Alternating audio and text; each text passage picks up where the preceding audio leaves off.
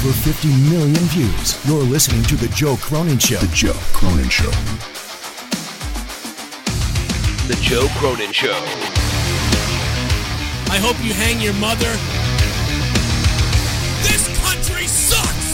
This place sucks! CNN masturbated all fucking day.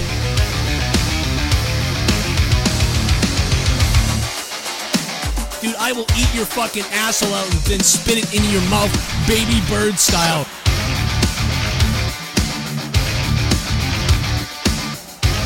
Who wants to go? Call the show. I'll fuck your ass!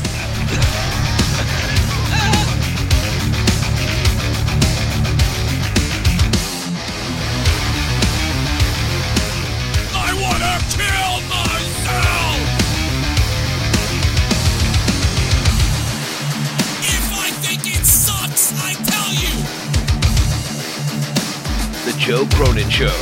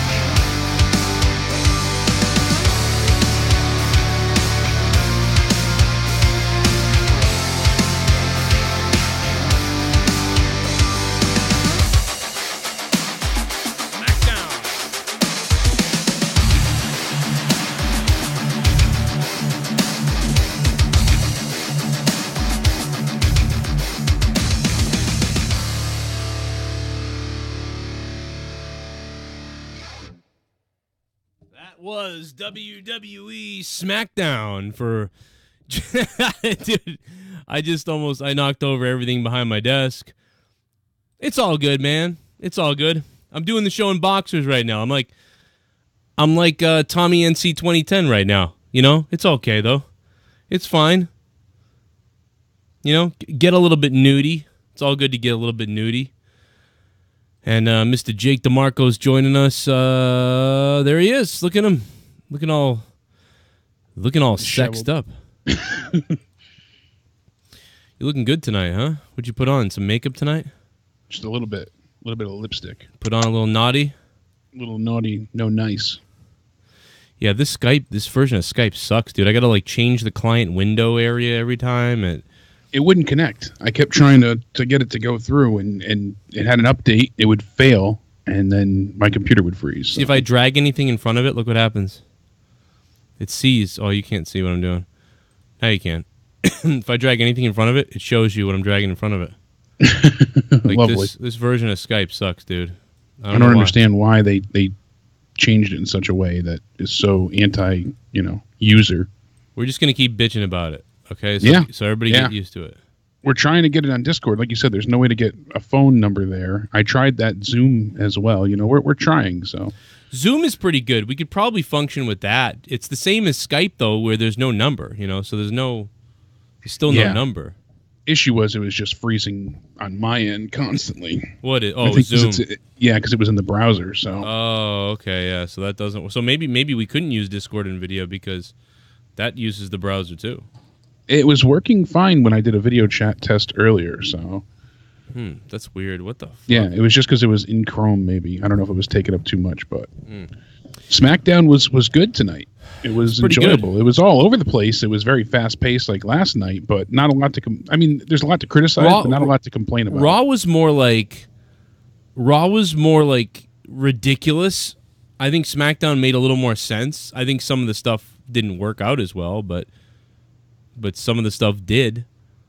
They definitely attempted more tonight, it felt like. And they tried to follow a bit more rhyme and reason, had things be a little bit more logical. As where last night they kind of threw some stuff at you, which was just there for entertainment's sake. Tonight, at least, it all followed a logical path. SmackDown has been doing that though. This is the MO of SmackDown, where their storylines have continued and made sense more. But Raw has been like boring and completely changed every week and gone away from what they were doing. So I think SmackDown is still kind of on that same pace that they've been on, but the only difference is, tonight there was a couple things that were really good tonight and almost good. First of all, the Naomi thing, like I thought Naomi was going to show up. Like I thought Mandy would be laying in a bed of flowers and then the door would open, it'd be dark in that area, and then she'd be like, "Go ahead, Jimmy," or whatever, "sit down on the end of the bed. I want to tell you something." And then Naomi'd be like, "What are you going to tell me?" And then she'd be like, "What the hell?" And then she'd start fighting, and then they'd fight throughout the hotel room. And it would have been good if somebody had gone through a TV or a mirror. That would have been nice. Yeah, it looked a little weak with just her going over the chair, and that took her out. And she almost ended up flashing the camera as well, Naomi, if you noticed. Yeah, you know what that reeked of, though? That reeked of they didn't tell the hotel. They just were like, let's do this as quick and quiet as possible, not trash anything. Yeah, that was my thought, too. They did it guerrilla style. I swear to God, Yes. that was guerrilla. They were like, yeah, just fucking in and out, don't say anything. Because otherwise they would have had to... But I mean, why not? Why not just be like, hey, listen, we're going to break a TV and break a mirror? I mean, but because then they have to get insurance. And maybe the hotel said no, I wish that they went through with it, that they obviously can't show anything sexual, but they made it, seem like, oh, they went through with it, they had sex, and then Jimmy, air quotes, Jimmy gets a phone call from Jimmy, and he's like, oh, yeah, and then he's like, oh, I'm Jay. My brother's married to Naomi. Right. And they did that, but then somebody would be upset, being like, oh, it's, a forced situation or something like that. So, but I thought that would have been a great storyline. They screwed her over by having her sleep with a twin, I mean, it was also going to be dumb if they didn't have the attack happen right then. It would have been stupid because it would have been like, yeah, they needed some form. Why are you saying that? Oh, you're going to show the pictures to him? Who cares? It's on video right now. You're live on SmackDown. So exactly. I'm going to show him the pictures and it's ruined. So you can't show what happened on SmackDown? That made no sense. Why did a photographer jump out of the closet? Like, you literally had, like... Yeah, it just was like, that was hilarious. Like, what the hell is... It'd be different what? if it wasn't live and you were trying to, like... Yeah, but this doesn't work, So if the attack didn't happen, it would have been really, really foolish. Right. Oh, she's got these pictures of me. We have video that shows the exact opposite of everything that happened. So yeah, I really wish they went through with it though, or at least had her kiss him, and he embraces her, and she's like, "Oh, I knew you couldn't resist," and he's like, "Oh, my brother can resist you, but I'm Jay." Like, I wish they went with that angle of it, and then had her walk in with her husband, his brother and her wife, and kick their ass. Yeah, I think it would have been funnier for the payoff, but it still wasn't bad. It could have been a little more hardcore-esque, but still not a lot to complain about there. They had something, they followed through, and it was entertaining. And at least when they're doing a bit of like, the raunchier, I hate calling that raunchy because Mandy Rose comes out essentially wearing less than the lingerie that she was wearing. But when they're doing things a little more less PG, in the mindset of trying to do the whole sex sells angle, tonight, at least, there was justification behind it. It was in the realm of a story. It was progressing a feud. Last night, I hate, at risk of sounding like a cuck, or an SJW, and that's not my intent here. But I like Alexa, but there was no point to the segment they had last night. It just reeked of desperation. Yeah, it was weird.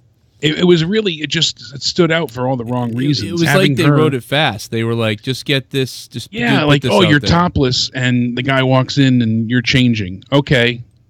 But there was no, like somebody attacked her. There was no feud to it. It was just an assistant that walked in. She didn't get any, if she got retribution on that assistant later and embarrassed him, or did something to make him look like a fool, at least then there was nothing. There was just, and it's got over 2 million views on YouTube. So yeah, it's doing better than anything else. Yeah, they're just preying on horny teenagers, obviously. Hell yeah, I'm actually down with it. It's stupid, but I didn't even like the Miss Kitty stuff back when they did that.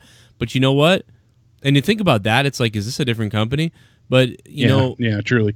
At least Miss Kitty though fit with her storyline. You know, she wanted to be an exhibitionist, and that was her goal. Was to be as raunchy as possible. She constantly tried to reveal herself until she went topless after winning the title at Armageddon. So right.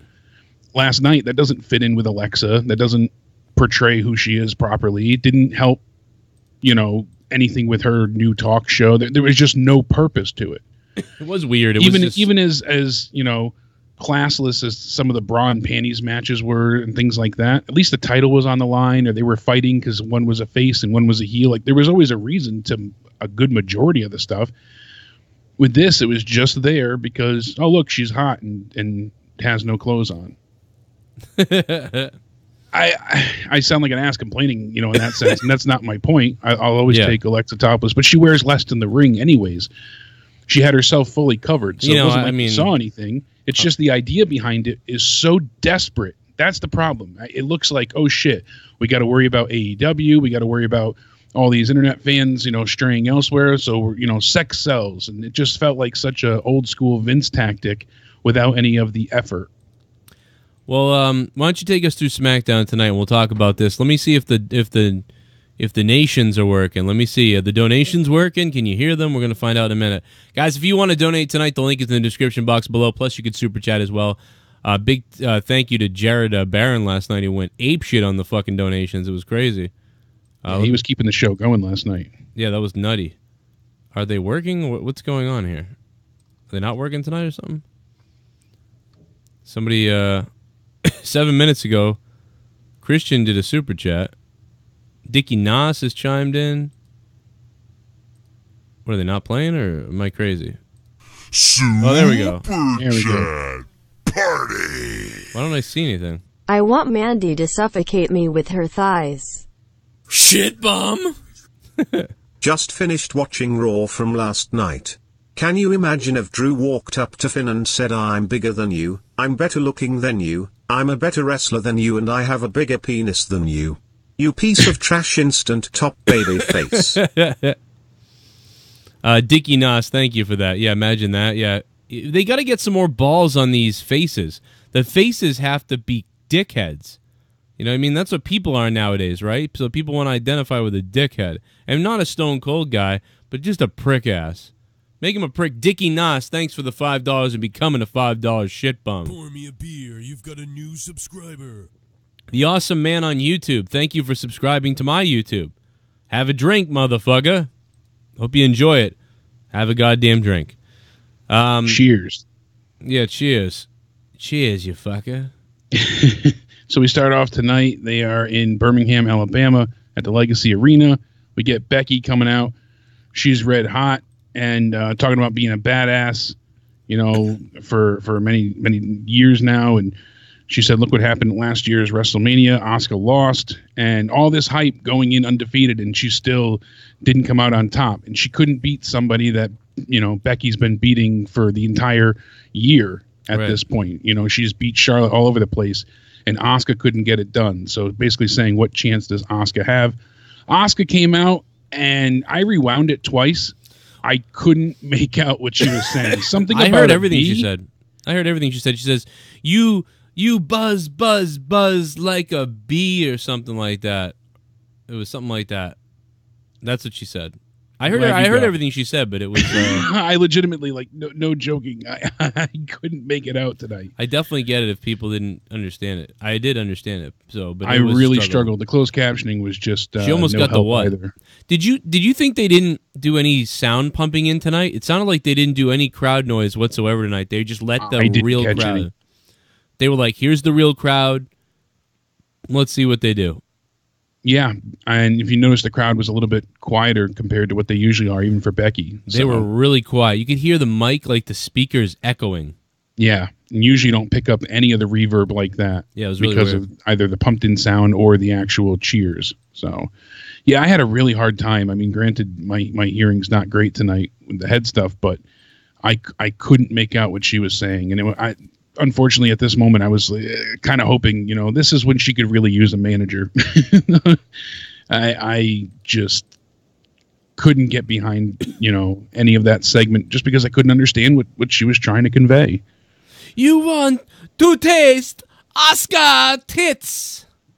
And then she starts screaming at the end like she usually does. It doesn't work. I know she's good in the ring. It just, the speaking part, her promo side, isn't catching fire whatsoever. I don't feel like the crowd, it's not resonating with the crowd really. People enjoy her, but what I'll say she gets is near a microphone, there's no reception. What I'll tell you is it's fine for me. Like, I don't mind it that much. I was actually impressed tonight. She said a lot of stuff in English. So I thought tonight was one of her better promos she's done. But except for that time, when she first said, nobody's ready for Asuka, it felt epic. Like, wow. Because that's all she said. Like, she's whooping people's asses. She's kicking ass. And then then someone's facing her. And then she hasn't really spoken much at all. And she's just kicking the shit out of people. And then she goes, nobody is ready for Asuka. Like, that was like, holy shit. But now it's like, just like it's some kind of goofiness that I don't get it. But it is not working for the fans, unfortunately. Like, for me, I'm fine with it. But for the casual people especially, it's just not. It's funny because most of these people, none of these people have the patience for all these people about like open minds and everybody has a voice and open borders and yay, SJW. But then when with the Asian lady with an accent is speaking, they all get grumpy. It's just. But then again, we were in Alabama or something. But yeah, so all the SJWs that are like, let everybody in and we love diversity. Like, then someone with an Asian fucking accent that speaks more languages than 90% of the crowd there, but they're like, ooh, like, and they started wutting her almost at one point, so that got weird. And yeah, they began to get a little restless and retaliate, kind of. Yeah, I mean, shit happens, but I don't know. It didn't work out too well, but it was okay. To me, it was all right. The opening segment, Becky showing up, it was a little. Yeah, I didn't address that with her in the SUV and heavy machinery's there, and they're mixing up the egg protein drink, and New Day kind of looks sick as she drinks it and says it's weak, and they call her the man, and she walks in here and everybody chant her name. Like, yeah, okay, they're just putting her over more as one of the guys. Yeah, I didn't mind it. I just don't buy it 100%. It's like, that's the thing. I don't buy it. Like, it's okay. Just because she's calling herself the man doesn't mean she needs to be a man. Yeah, I don't know. It was okay, but I don't 100% buy it all. But I mean, she was calling herself the man to say that she excelled past what the critics had claimed she was, not because she's one of the guys. Who said she was one of the guys? No. That's what I'm saying. The but I don't think they're saying that. They're just calling her the man because it'd be like if like she was called if she was called the dude or the one, they would all still. Hombre. Yeah, no. Even if they called her the one, like she's the one, like they still would have said that's the one. That's like it was the same thing. It doesn't. The man thing doesn't even matter. It's just that. No, I know, but they're trying to, in my eyes, present her as one of the guys. With her drinking the protein drink and basically trying to have her be, an equal in that sense. She's like G.I. Jane right now. It's like whatever. I don't know. It's that none of that matters to me. All that matters is she acting right and is everything working out okay. Yeah, and I'm just saying she gave herself that moniker. She called herself the man to transcend what critics had said about her. That was her original driving force to this. Yeah, it feels like they're trying to shortchange it and just be like, oh, see, she's one of the guys. That's how that intro rubbed me the wrong way. Well, wasn't the man thing all about the Charlotte Flair thing? Yeah, I mean that's what it was. She was better than what she was given credit for. So I don't see it as like they're booking her like one of the boys or something. I don't like or whatever. Like, I don't know. I don't get that part. I just think it's a dumb nickname that she has, and I don't care what it means or doesn't mean. As long as she kicks ass or something, and she didn't really kick ass tonight. They brought the Iconics out. You saw what they were doing. I thought they were going to do a tag team thing, and then luckily they didn't do that. They kind of did this one-upmanship on the Iconics. That's been done before with them already about twice. So it was okay, like an okay beginning, sort of. Raw was a way better opening. Raw had a way better opening, in my opinion. SmackDown might have been better tonight than Raw, but maybe. But because it was more organized, I would give SmackDown the edge. But the opening for Raw was way more exciting to me, even though the finale of Braun tipping the limo was dumb because it was just okay, tips things again. But like everything before that was interesting. Anyway, take us through what happened after this, after the Iconics. I don't even care about all this. Unless you got something to add to that. I just, the way they're booking these two, Becky's match was closer to 10 minutes. It was like, I think 8 minutes all in all with Peyton Royce. And then Asuka wins in 60 seconds, roughly, somewhere around there. Yeah. So it was just... It was kind of good, though, because it was like, well, I'm the champion, and now I beat that girl in 60 seconds. I just won up to you. Wow, Asuka's badass. And we're going in. Becky seems like the underdog with that type of move, even though people... so I thought that was kind of... I didn't mind that at all. I was a little surprised. I said, wow, they had Becky do 10 minutes. For as strong as they've booked Becky recently, I felt like Peyton seemed to be a little too much for her tonight. Not at all times, but for a little while she got in a lot of offense and seemed to be more of a threat and a challenge than how it should have been. I think it didn't need to be a steamroll of a match, like a quick squash, but I think she seemed a little too tough for her. 5 minutes would have been nice. It would have been nice with 5 minutes. I agree with that. If it was 10 minutes, I didn't even realize it was 10 minutes. If it was 10 minutes, Jesus, that it was 8. I think 8 minutes. Whatever. It's all. I think that's kind of whatever. I don't care. But 5 minutes would have been better though, for sure. Yeah, I think it should have been a little more close. I mean, we're really picking at them now if that's the case. If that's what we're doing, Well, I always look into the the characters and stuff too. I mean, that's you want to keep their motivation strong and and you don't maybe want to undermine Becky. Maybe Becky was like, "Watch me. I want you to watch me beat the shit out of her." Whereas Asuka was like, I want you to see how fast I can beat her. And so they kind of did two different things. And if they had portrayed that way, that would have been cool. Like, okay, Becky's strategy was, look at how much I can kick this girl's ass and then beat her. And Asuka was like, I'm going to kick her ass in 60 seconds. Like, wow, she got her back. So, I mean, I don't know. It's kind of an interesting thing in a way, but not the best thing, for sure. Yeah. Next up is when we get AJ Styles comes out, and then they cut the commercial, and the next thing you know, he's in the concession area. I was like, okay, that was a little ass backwards, but have you noticed? Has anyone listening who's been listening to my show for the last couple of years, are you noticing that they're doing everything that I was begging for? Like, can we just go in the back? Can we do something somewhere? Yeah. Like tonight, we saw in the back multiple times. We're seeing the hotel fight that I've been dying for a long time. That was one of the things I gave credit to last night. At least the fact that it's not all taking place in the ring. Right.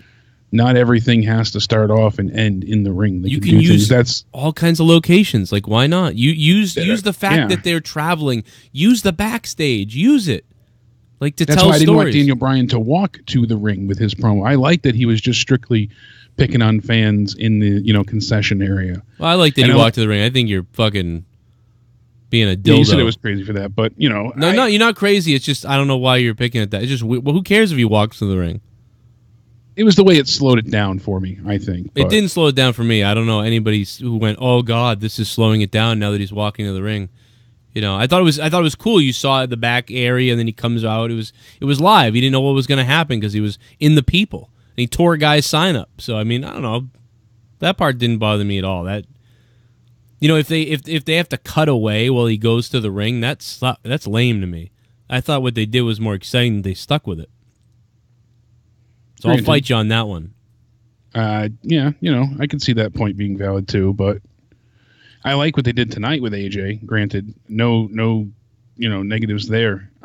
He made really good points. He was hyped up. We haven't really gotten a lively AJ in a while. He's been more quiet and just there to cash a paycheck, as I noted, especially the last 2 weeks. This week he was really amped up, and I liked the whole interaction he had.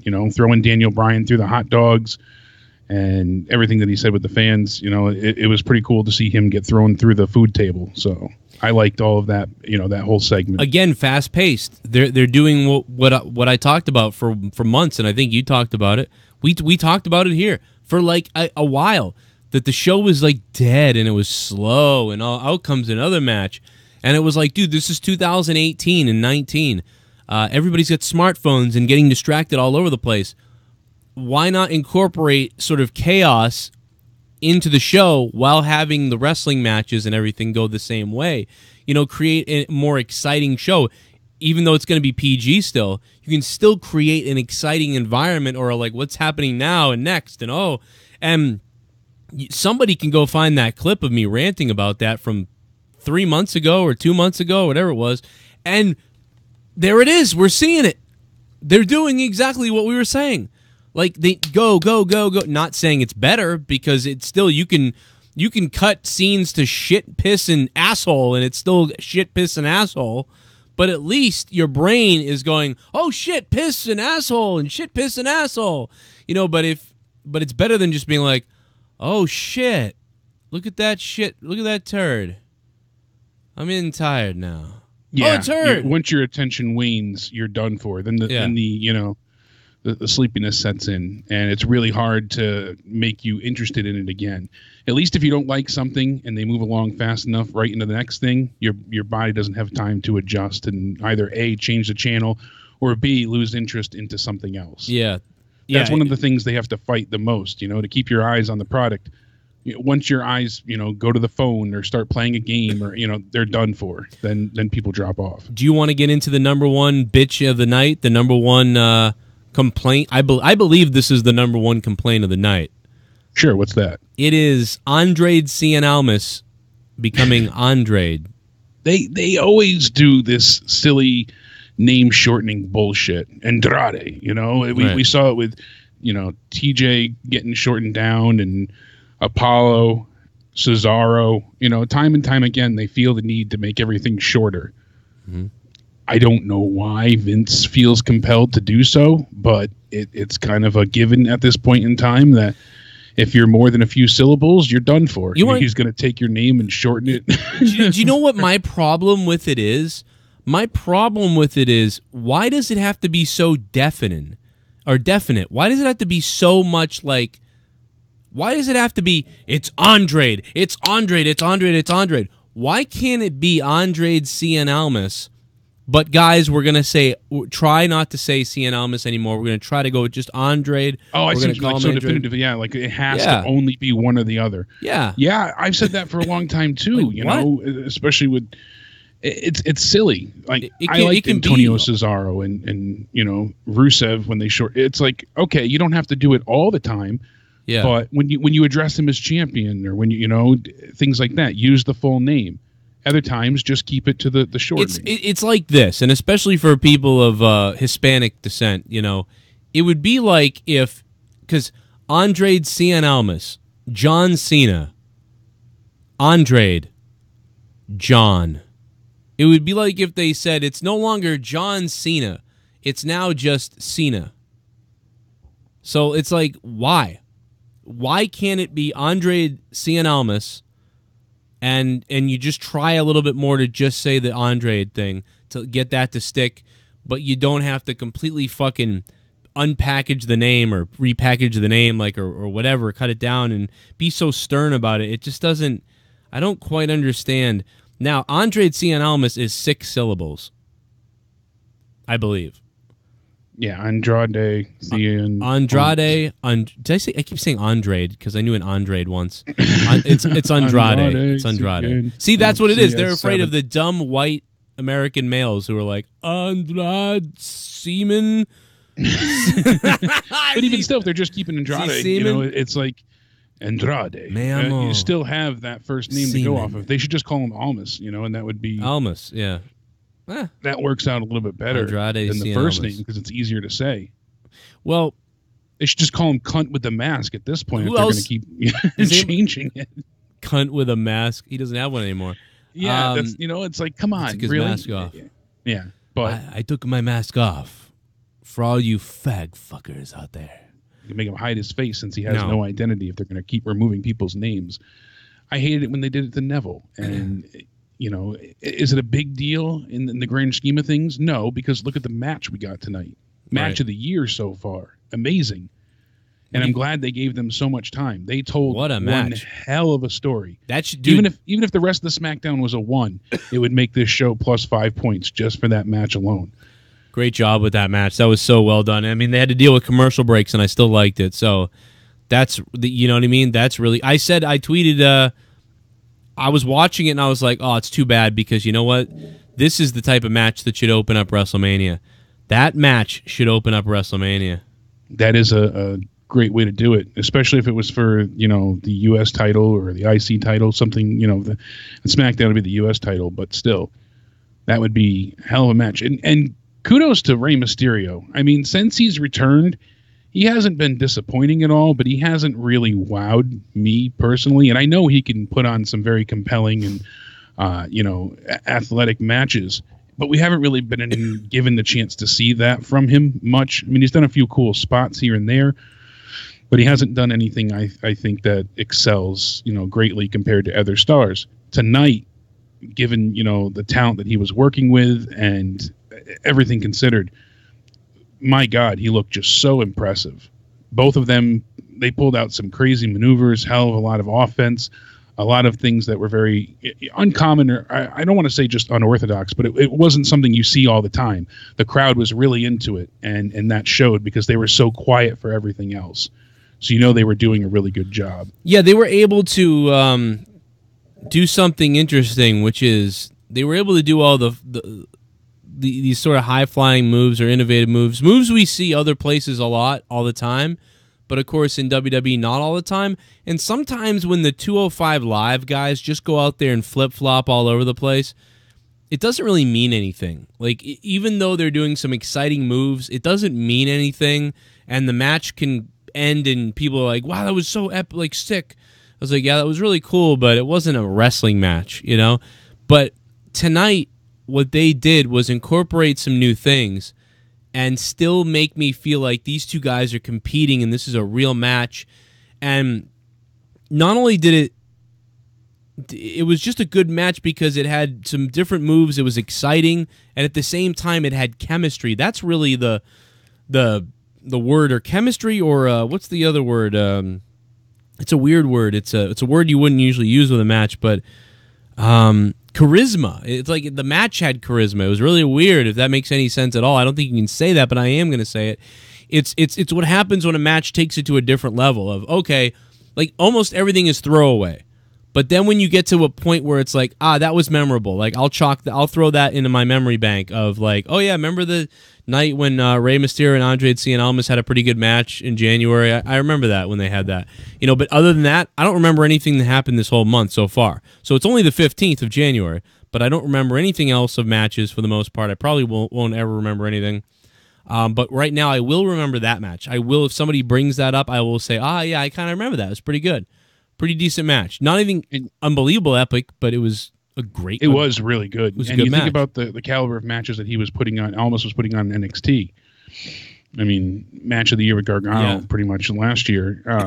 And here's the thing, Jake, about that, you bring that up, that's in a spot for like a main event pay-per-view type of thing, right? So they're going out there to absolutely destroy it and kill it, and there's all this emotion, and there's all this stuff. Tonight, they shouldn't have done that because it's SmackDown. They should go have a good wrestling match, and hopefully it comes off well. So they didn't get to that NXT level, but they shouldn't because it's SmackDown. It's not a pay-per-view. So, man, they hit that sweet spot. I'd give it an 8 out of 10, 8.5 out of 10, probably 8.5 out of 10 for SmackDown nowadays. That was a really decent match. It was that match for SmackDown, I was going to give it 9, honestly. That really, really impressed me. That athleticism was top notch, and especially Rey. I mean, he's no young star. Well, I mean, he with all gets the injuries typecast. that he's endured, and he gets typecast because he's small. He's a small guy, so people think he's younger, and it's like, nah, dude, this is an older guy.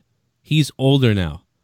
Like when even 5 years from now, they'll still think, oh, it's little Rey. He's young and everything. It's like, nah, dude, this guy he's probably sore, and people don't even realize how fucked up he is because he's so small. He had surgery 5 times. in his left knee. All the operations on his knee and other injuries as well. It's just, he's worked his ass off to come back and look better than ever. So SCM, thanks for subscribing to the channel, guys. Let's play a couple of donations. If you guys want to talk about some shit, feel free to drop it. And that's down what below. SmackDown needs. If they had one really excellent, solid match per week, I think it'd be perfect. That would be nice. Andrade's last name, Rey versus Andrade, was great. 5/10. 5/10. Wait a minute. Jim M, thanks for the $1.99.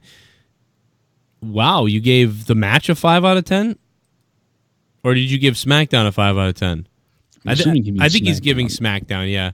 SmackDown a 5 out of 10. I'd probably be about there with you. I would give the same thing almost, probably. I'm going to give it a 5.5, only because SmackDown to me was more put together than Raw. It made more sense than Raw. But do a little basketball dance off the concrete. I mean, I'm just so sick of you little meth head devil worshippers. I'll be honest, I'd like to take a big bite out of your face. This channel is better than John Breakdown, Miles S. Ward, Giggles, Smiles, and Mortal Kombat. what the Jets fuck? channel. All right, Jonathan Willis. Jonathan Willis, thank you, man, for the $10 donation. And I'm glad I'm better than those channels. I mean, that's what I'd always wanted to achieve that. And now that you've told me this, now I feel vindicated. I just feel great about myself now, I'm going to go tell my neighbors and shit. I'm going to be like, you know what, dude? I'm better than these channels. Let's beast with Recon, bruh. Let's beast. My name is Joe Cronin. I am better than the following channels. Yeah, I'm going to put it out on my lawn. Just staple it into the ground.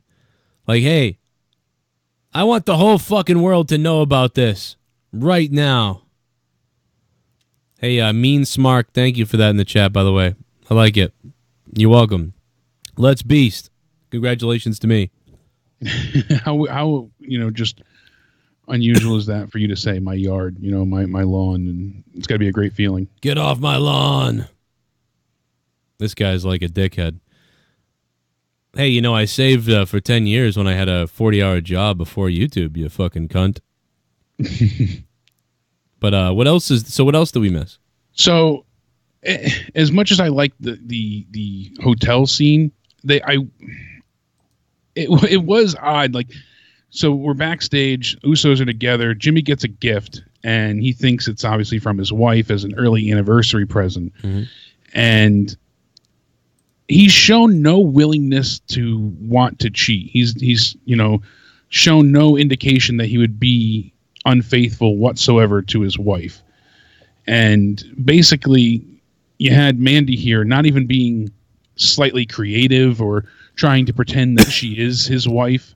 She could have pretended that it was Naomi and lured him into the hotel, but no, she said it's Mandy. And you're inviting someone to the hotel. You know what you're getting. And he was like, I think I'm going to go. Why would you go if you didn't plan on sleeping with her? So we knew there had to be some form of payoff. Either, there was going to be a confrontation. His wife would be there because he hasn't wanted to cheat or do anything close to it. So it really was just a bullshit angle. But I like the payoff that we got at the hotel. So it one hand washes the other.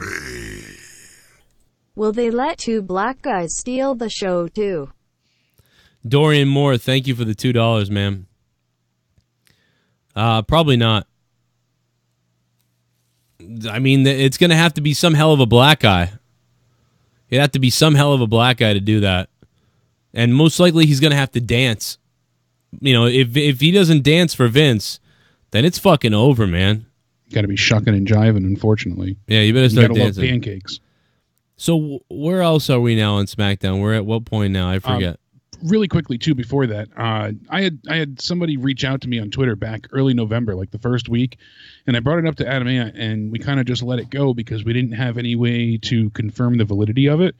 But it's funny the way that what this person had brought up to me. They said that they had received mentions that Jimmy and Naomi were apparently not married anymore, that they were working towards a separation. And they said that it's not really anyone's business in their personal life. But he said that it was considered being used as an angle on TV and they weren't happy about it. What the hell? Really? Yeah, this is from November 4th. They said my friend is tight with production team. He gets DMs from them. In the past 2 weeks, he received 3 mentions that Jimmy and Naomi are apparently working towards a divorce. It's not really anyone's business, in my opinion. Their personal life is theirs. But he said when he asked about it that they were working on building this into an angle on the show.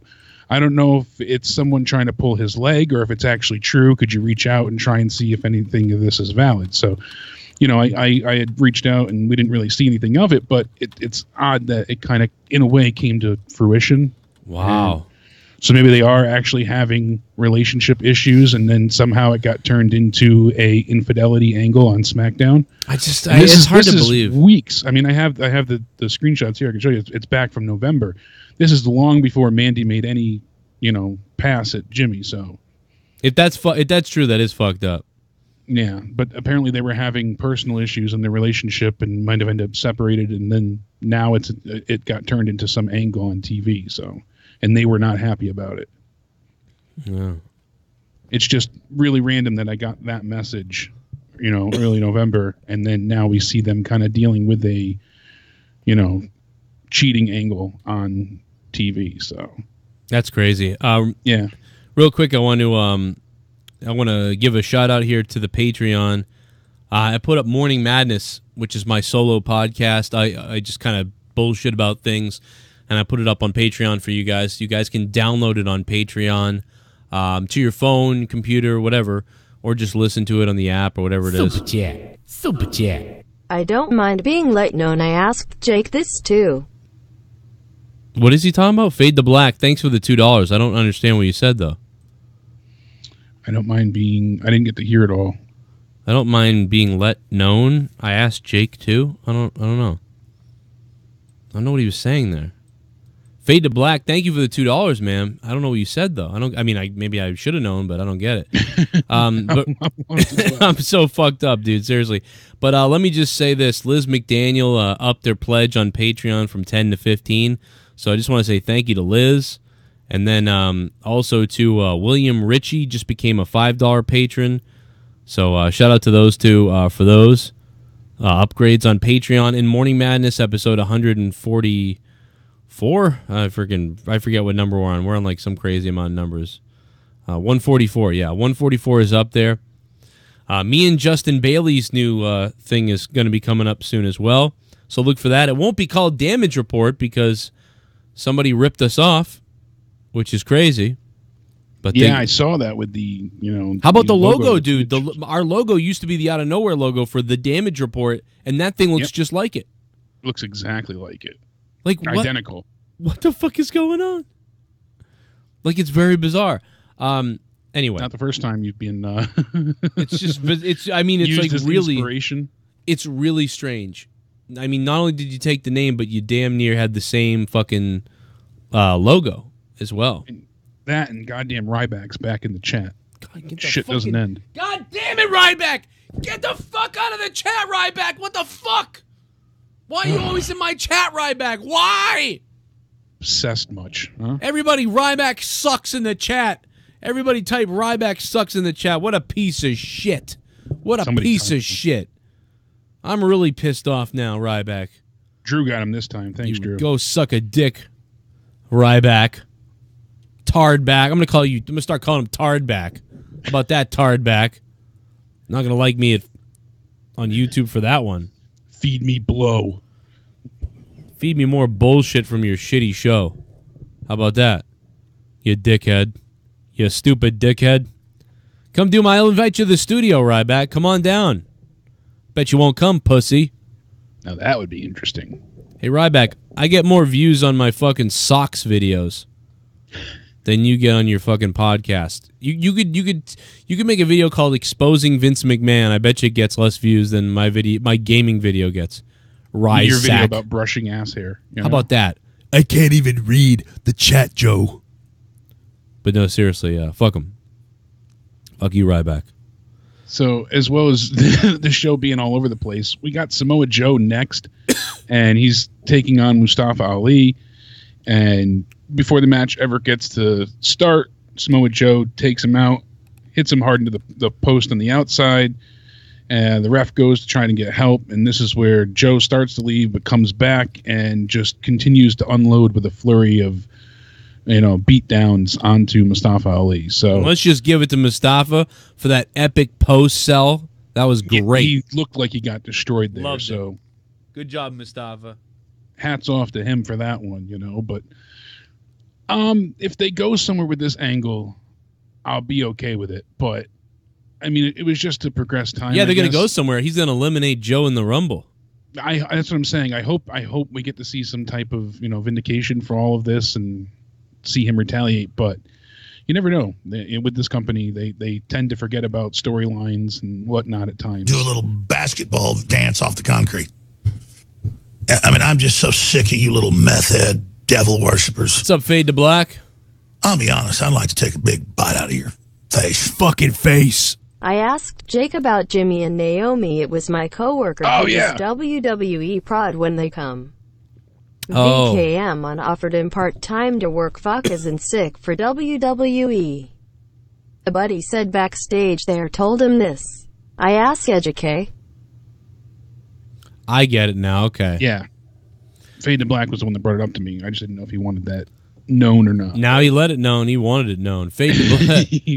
You want it known, damn it. Alex Jones. Thank you, Fade to Black. Thank you very much for the $10 super chat. If you guys want to super chat, you guys can use the super chat function with the $sign down below to ask a question, say something, or support the show, whatever you want to do. If you don't want to do it that way, you want to do the old school donations, you guys can use the description box below. Man. Here we go. About to get it, man. Here we go. Here we go. Here we go. Oh no. Jake got his message around same time my co-worker asked me about Jimmy and Naomi as my co-worker heard from guys in WWE about it. I asked Jake about. Are you drunk right now, Fade to Black? I don't think it all fit in one message. Fade, thank you. Yeah, he finished it off. He's like, I gotta say the rest of it. Fade to Black, man. Thank you for the donation. Appreciate it, man. Thanks, buddy. Fucking, you're beasting, bro. Hey, Tommy. He's fucking dead. I miss Tommy, man. I miss Skype working the right way. Let me open up Discord so we can take some calls. Tommy did send me a video last night showing off, the almost completed version of his comic. Looks good. You know what? He sent that to me, and he sent me like 7 other things, and I watched everything, and I missed that one, but I knew what it was, but I missed it. So it was a good preview though? It didn't have me in it? It does. It looks really good. Wow. Let me see. Let me just tell people to join the on hold.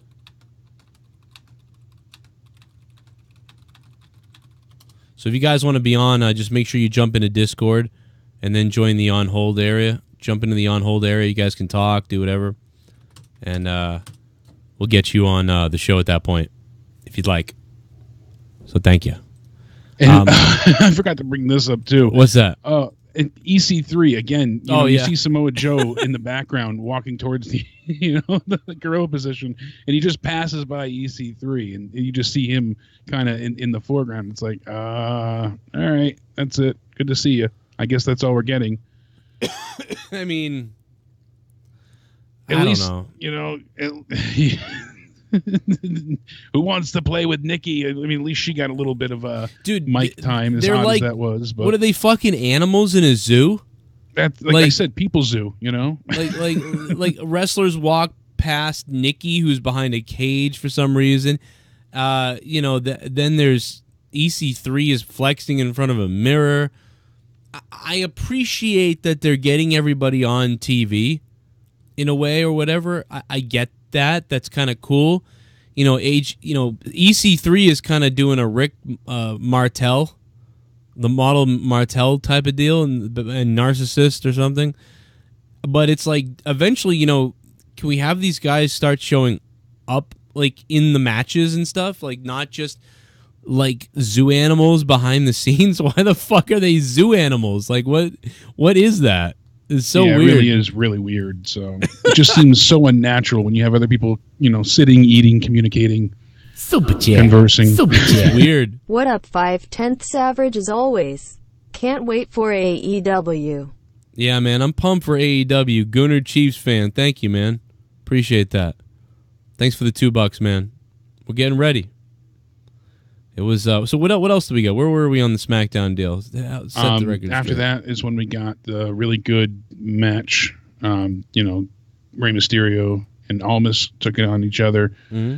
That was almost 20 minutes, I want to say. So great. Then we got a recap of the. It was really long, but it was great. Yeah, but it didn't. The only reason it felt long was because of the damn commercial breaks. I believe there was 3 all in all. I know there was definitely 2. I believe there was 3 though, because there was one picture-in-picture. I think at that point as well. Right. And I usually take note of that. I think there was 3. I think there was 3, like you said, 1 picture-in-picture and 2 regulars. Yeah, because I know there was one when they were outside and we got the power bomb onto the floor, and then I know when they went back on the outside there was another one, but I think there was a third for the picture-in-picture one. So right. But the match was almost 20 minutes. And the only reason I even noted that it felt somewhat long at times, which I shouldn't even say felt long, but I knew that it was long because it didn't feel long, was because of the commercial I'm going to breaks. clip all of what you just said into something else later. Ooh, it felt long. That's right. You know it.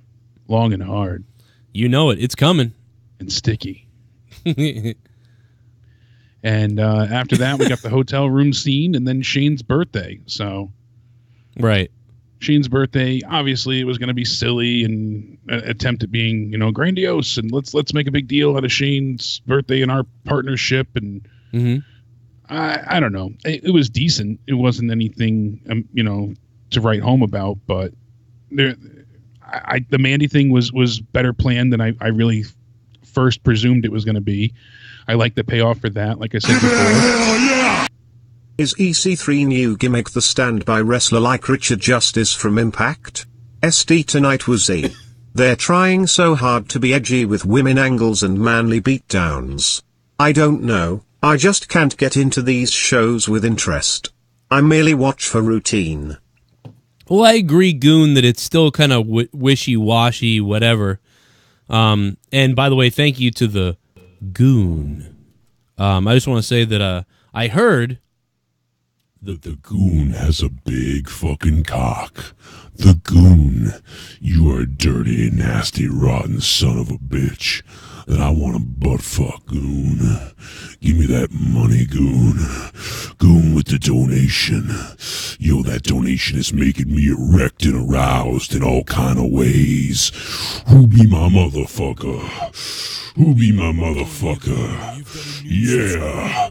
You know what? Fucking Skyfall 89. Why you gotta be subbing to me like that? Why you gotta be subbing to me like that? Oh yeah. You about to get it, Vince McMahon, you old motherfucker. Yeah. The shows. Yeah. Yeah, shows getting better than they were last week. That's okay, cause my dick bout to leak. All my fucking fluids on the goddamn floor. Yo, I'm Tupac Shakur, yo, ask for more. In my goddamn penis, hitting that whore. Mandy Rose wanna be a fucking cunt for sure. She got that slut up in that ass and Jimmy's butt. Yeah, but fucking cook that fucking cunt slut. Here comes Mandy Rose, looking all hot. Here's her nipples and here is my cock. Yo, suck on my butt, eat on my crust. Eat my ball sack in the back of a bird's nest. I don't give a fuck what the hell you say. I ain't gay, I want press every day. Num num num, I lick that motherfuckers up. Oh my god, I'm stopping at a truck stop and I found a dead fucking hooker, so I dragged her on home. Then I took her cold body upstairs, then I boned her. Yeah, give it to her good. Here my goddamn 11 inches of my wood. Here's a drink of Patron. I wanna hear your corpse and your asshole moan. That's the sound that a corpse makes when you die, cause you release some gas into the sky. Oh, yeah, Mars Mirror, take you home every night. Got something for that dyke, suck my goddamn ass while I'm riding the bike. Fuck yeah, fuck shit, fuck suck on the dick. Lick on the clit, lick on the backside of my dick. Fucking shit ass, yo, piss in the grass and then dig up some dirt and then your asshole squirt. What the fuck am I saying? I don't give a fuck, yo, I'm going insane. So suck my fucking nut, I'll bust a nut on a pillow in your sleep with. Yo, smell the fucking Tostitos on your fucking get your whiff.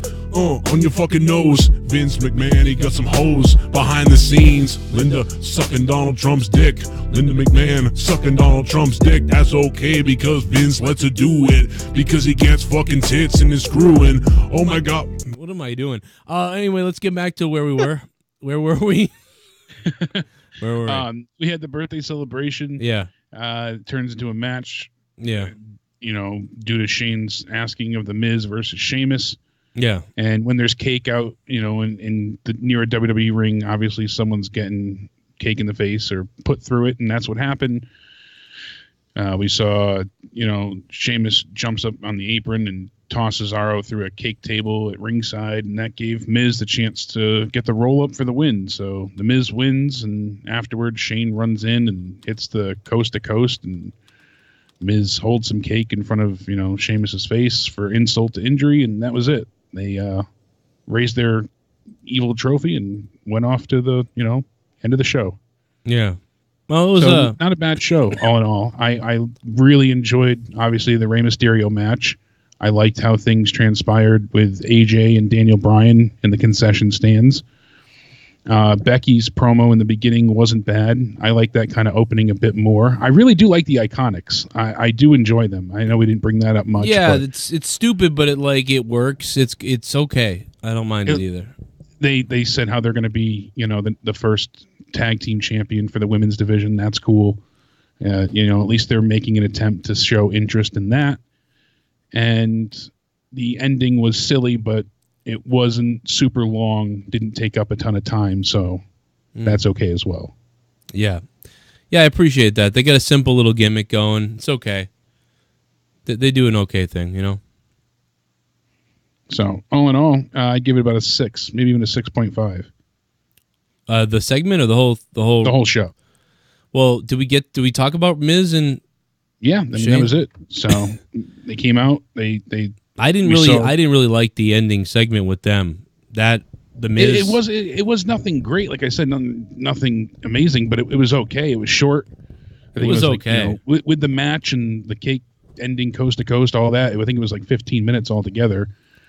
We got the birthday gift of the Jordans that he gave. The Miz. Oh my Shane. God, dude! Shane did a commercial. Yeah, he was legit. Well, he's a huge sneakerhead, so I wonder if that was a legitimate gift or not, because he really seemed truly excited. He did, those. But it was like, actually, Leah was in the room and she goes, "That's so retarded," and I was like, "What?" She's like, "That was clearly a plug for the shoes." So she thinks that the Nike paid them for that, because it was a weird sort of. He was like, "These are the ones with the." He basically held them up. It was like Truman Show, and he was like, "These are the ones with the fully adjustable grip laces." Or whatever. It was just a commercial, man. It was weird. But hey, whatever. Yeah. They got to make money, so it's kind of weird. It was product placement, but I necessarily don't know if it was product placement. I could certainly see why that would be said, but Leah flipped out like, "Wow, that's egregious." Yeah, I mean, I could certainly see why you would think that. Now looking back, it seems I just didn't think it was at that time. I know Shane is constantly posting about sneakers, and that's a true passion that he has. So to me, I kind of just either I fell for it or I just believe that, hey, look, it looked legitimate, and lo and behold, it could be a tie-in. You never know. How about this look on Miz's face right here when the show was ending? I was like, I thought it was so funny. I was like, that's the fucking thumbnail right there. That's too funny. I heard that he wanted to work with Shane for a while. Like, this is something that he requested. What? So maybe he is enjoying it and just having a good time with it. Yeah, he probably is, but I just got funny. One of the non-SmackDown things as well is I love how certain sites come out after Raw ends last night and says, this was the plan all along. Brock facing Finn Balor was the plan all along, and Braun Strowman was never set to actually go to the Rumble. They knew he wouldn't be ready to compete, and we've known this for a while. This was always the plan, and that Brock Lesnar requested to face Finn Balor. That might all be true. It might have been always the backup plan. Yeah, exactly. But if that is the case, if that was true, then why didn't you report this weeks ago? Why did you wait till after? You report everything else ahead of time. Yeah, I didn't buy that. Why did you wait on that bit of info that you now suddenly are privy to and willing to share? Don't buy it. If this was the plan all along and you knew, well, then why didn't you report it until after it, happened? Yeah, I don't believe I love that. when they do. Oh, well, Finn Balor is going to face Brock Lesnar. I know. I just watched it on Raw. No, that was the plan all along. We knew this. We just didn't share it. Well, why not? But we knew it was the plan. Yeah, that shit drives me nuts. It was definitely, they do that all the time. Like something happens and we all think about what could be happening, and then they post possible leak about what could be happening, and it's like, well, that's just whatever. That's just that's obvious. Like, you're saying it's inside information. It's really not. You're just guessing. You're making the right guess, or you're making a safe guess by saying one of the options could be this or is this. Well, duh. Like, I mean, I can't give a good example right now, but there's hundreds of them every week. That's one of them right there. But there's so many more. It's crazy. By the way, Discord. Let me see on Discord. Okay, we got Jacob and Pro Mods are here. Let me slide them over. Slide right in. Why don't you slide into my DMs and I'll fucking put something up your ass. We got Jacob. What's up, bro? Oh, shit. Either his mic's not... Oh, wait a minute, hold on. I didn't connect like an idiot. I'm a dumbass. Yo, Jacob, you hear me now? Nope. Sometimes you have to unmute them as well. It's finicky the way it's set up. What's up, guys? What's you guys up? Doing today? What's up, baby? How you doing, man? Can you hear me clear? Because I know that Discord kind of sucks sometimes. It does suck sometimes, but you sound good to me. All right, cool. I just wanted to put in my 2 cents. The whole producing thing with this whole company. Can you hear me? Yeah, I can hear you.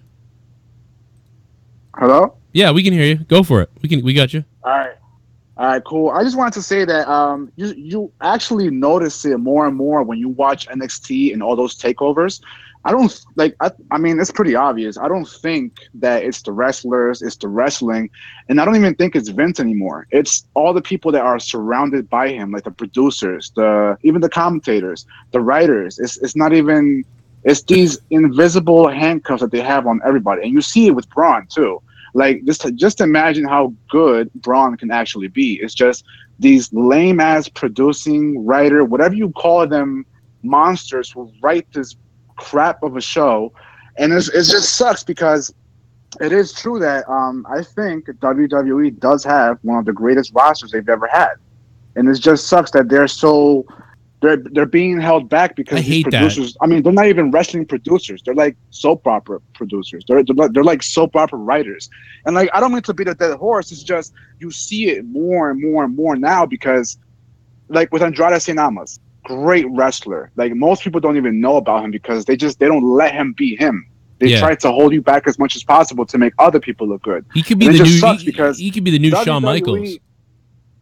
WWE can be great. Like, they have all the tools. It's just also, I think Vince lacks motivation too, because how old is Vince now? 73 or something. At this age, what motivation does Vince have to even make the WWE greater or better? I mean, at this point, he's just looking to amuse himself. And you saw it with Braun. It's like he's looking to amuse himself with all these little jokes and all these funny promos, like with Heavy Machinery. That was ridiculous to me, in my opinion. They ruined Heavy Machinery already, like they always do with NXT product. And they did you guys actually watch the Triple H interview after NXT UK Takeover? He actually said something about, if you see the letters NXT, it delivers. The product delivers. It's about delivering the product, not delivering hype. He said that with his own words. And you saw it in his face that he means Vince does not deliver anymore. And you saw it in the crowd, too. They mentioned, man, like, Vince, are you watching? Because, I mean, who cares if he is or he isn't? Because at this point, Vince, I mean, there's no making up his mind for him. He's going to do it himself. And eventually, maybe CM Punk was right. Maybe Vince has to step away because maybe Triple H. I mean, he was wrong about the whole Triple H thing, though. Triple H is a great producer, in my opinion. The camera angles, the way he produces rivalries and like backstage interviews. And I don't mean to like talk on and on. It's just, it's so like frustrating to see that someone like Andrade Cien Almas is being held back, and now he's unhappy. And the thing with his partner from Ingo Bernables from Mexico, he had Rush. He just signed with ROH, and it just scares me that we might lose Andrade to these butt fucking producers backstage.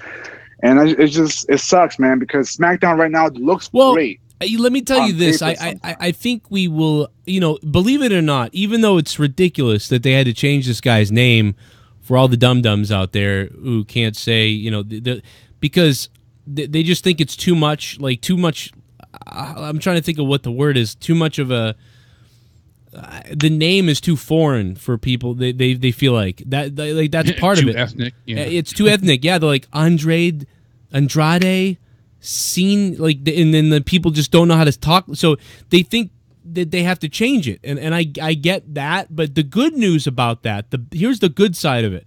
When they do that, it usually means that they're about to, like, you know, keep going with a guy or use him. Usually, right? Like Cesaro.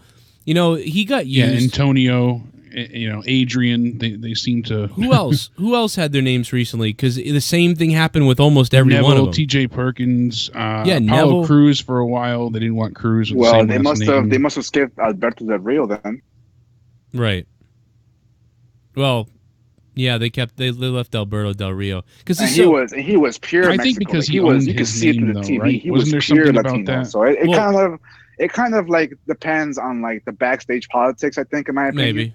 And I just think that if it's more of a if they want to do it type of thing, in my opinion. But the good news is, I think it's the opposite of what you're thinking. Now, weeks ago, I'd be worried about Andrade Cien Almas because they weren't using him at all.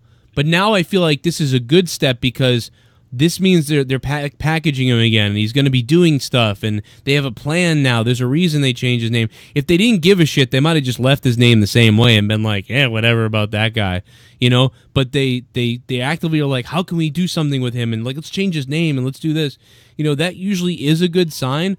But I don't know. Look at what happened with Neville, you know, and maybe they're not happy that he doesn't speak, but Zelina Vega and him, they've got a great chemistry. This guy needs to be on TV, though, every week from now on. Andrade, every week on SmackDown. There's no reason why this guy can't be here. And Rey Mysterio is elevating this talent, even though we already know he's awesome, but Rey Mysterio adds to him and he helps Rey, and just this is what you want to see from people. This is what you hope to see from Samoa Joe and Mustafa Ali. You know, this is what we want to see from those two guys going forward, too. You know, and again, it doesn't matter if Samoa Joe loses or whatever, you know, but he does need to win eventually because it's getting ridiculous. But hopefully, like, Samoa Joe maybe gets one up again on Mustafa Ali, and they are setting up that he gets eliminated by him in the Rumble, I feel like. But that's definitely feels like it's coming. And he may attack him again, to be honest. But anyway, thanks for the call, for the Discord chat from Jacob. Thank you, Jacob, for that. I hope he hopped out and he didn't get booted. Shout out to everybody in the Discord: Nick Ross, Deadly, Lewis Money, Gorilla Strong, Z the Reaper. By the way, if you're a $10 patron or above, and you did not get your golden VIP badge and the abilities unlocked for VIPs in Discord, make sure you hit me up. I just got Z the Reaper earlier, so you can see he's in the gold now. He's got his VIP. So just if you're on Patreon, make sure you send me a message on Patreon with your with your tag and your name on Discord, so I can go find you and then give you the VIP. Just make sure you do that on Patreon. Send me a message on Patreon. Anything else, Jake, from SmackDown that we? That's it from SmackDown. That's in a nutshell. That's it. What is this, TSS? Yeah, that's everything for tonight. Right. Well, the Rumble is kind of starting to stack up nicely, I think. No, I think it is a little bit, maybe. Let's talk about that in a second. Let me hit these donations up and see what people are saying in the donations and the alerts and the big ones, the fucking big ones. I've had a lot of coffee, Jake. I've got to tell you, man. I am fucking ready to go, dude. I am hopped up. I am loaded. You were dead last night. I had some energy. Now we're always alternating with each other. Well, I didn't have to do as much work. Today was the first day that I wasn't running around my head cut off, lifting, carrying, hammering, screwing, this and that. Well, there's plenty of screwing, but Super Chat Party. Baltimore, Deontay. AllSTAR Black winning Rumble this year prediction. AllSTAR Black winning the Rumble this year. Wow, I am not there with you at all on that. I don't see that happening. I give that a 10% chance of happening, but maybe 5, not even. But that would be sick. Imagine if he was number 29 and he rose up on the ramp and then came out and won the Rumble. Holy shit! Oh, I'd lose my mind. I'm all for it, but I don't ever see that happening. M17, nah, man, my breath smells good. It smells like coffee beans. It smells good, man. Your breath smells bad after you eat like fucking Super chat tuna or something. Party. Preyash Mumda. Why is Becky Lynch's voice so manly? She does have a deep voice.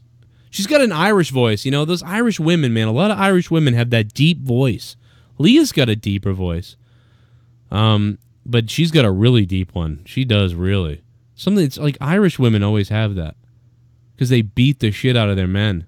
That's why. They beat the shit out of us. It's all the vodka.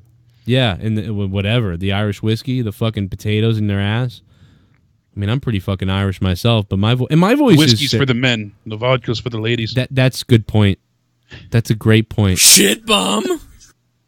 WWE needs to stop showing picture-in-picture during commercial breaks, goddammit. Why? That is my gimmick. Next week I challenge this new glass dude to a Falls Count Anywhere match. I give tonight's SmackDown EC 3 out of 10. Points to Melly. An EC 3 out of 10. Dude, EC Tiny Screen. Thank you for the $5 EC Tiny Screen. I hope you do well next week. I really do. I think you're a good guy. Really appreciate it. Yeah. I've been fighting all my life for the man I am inside.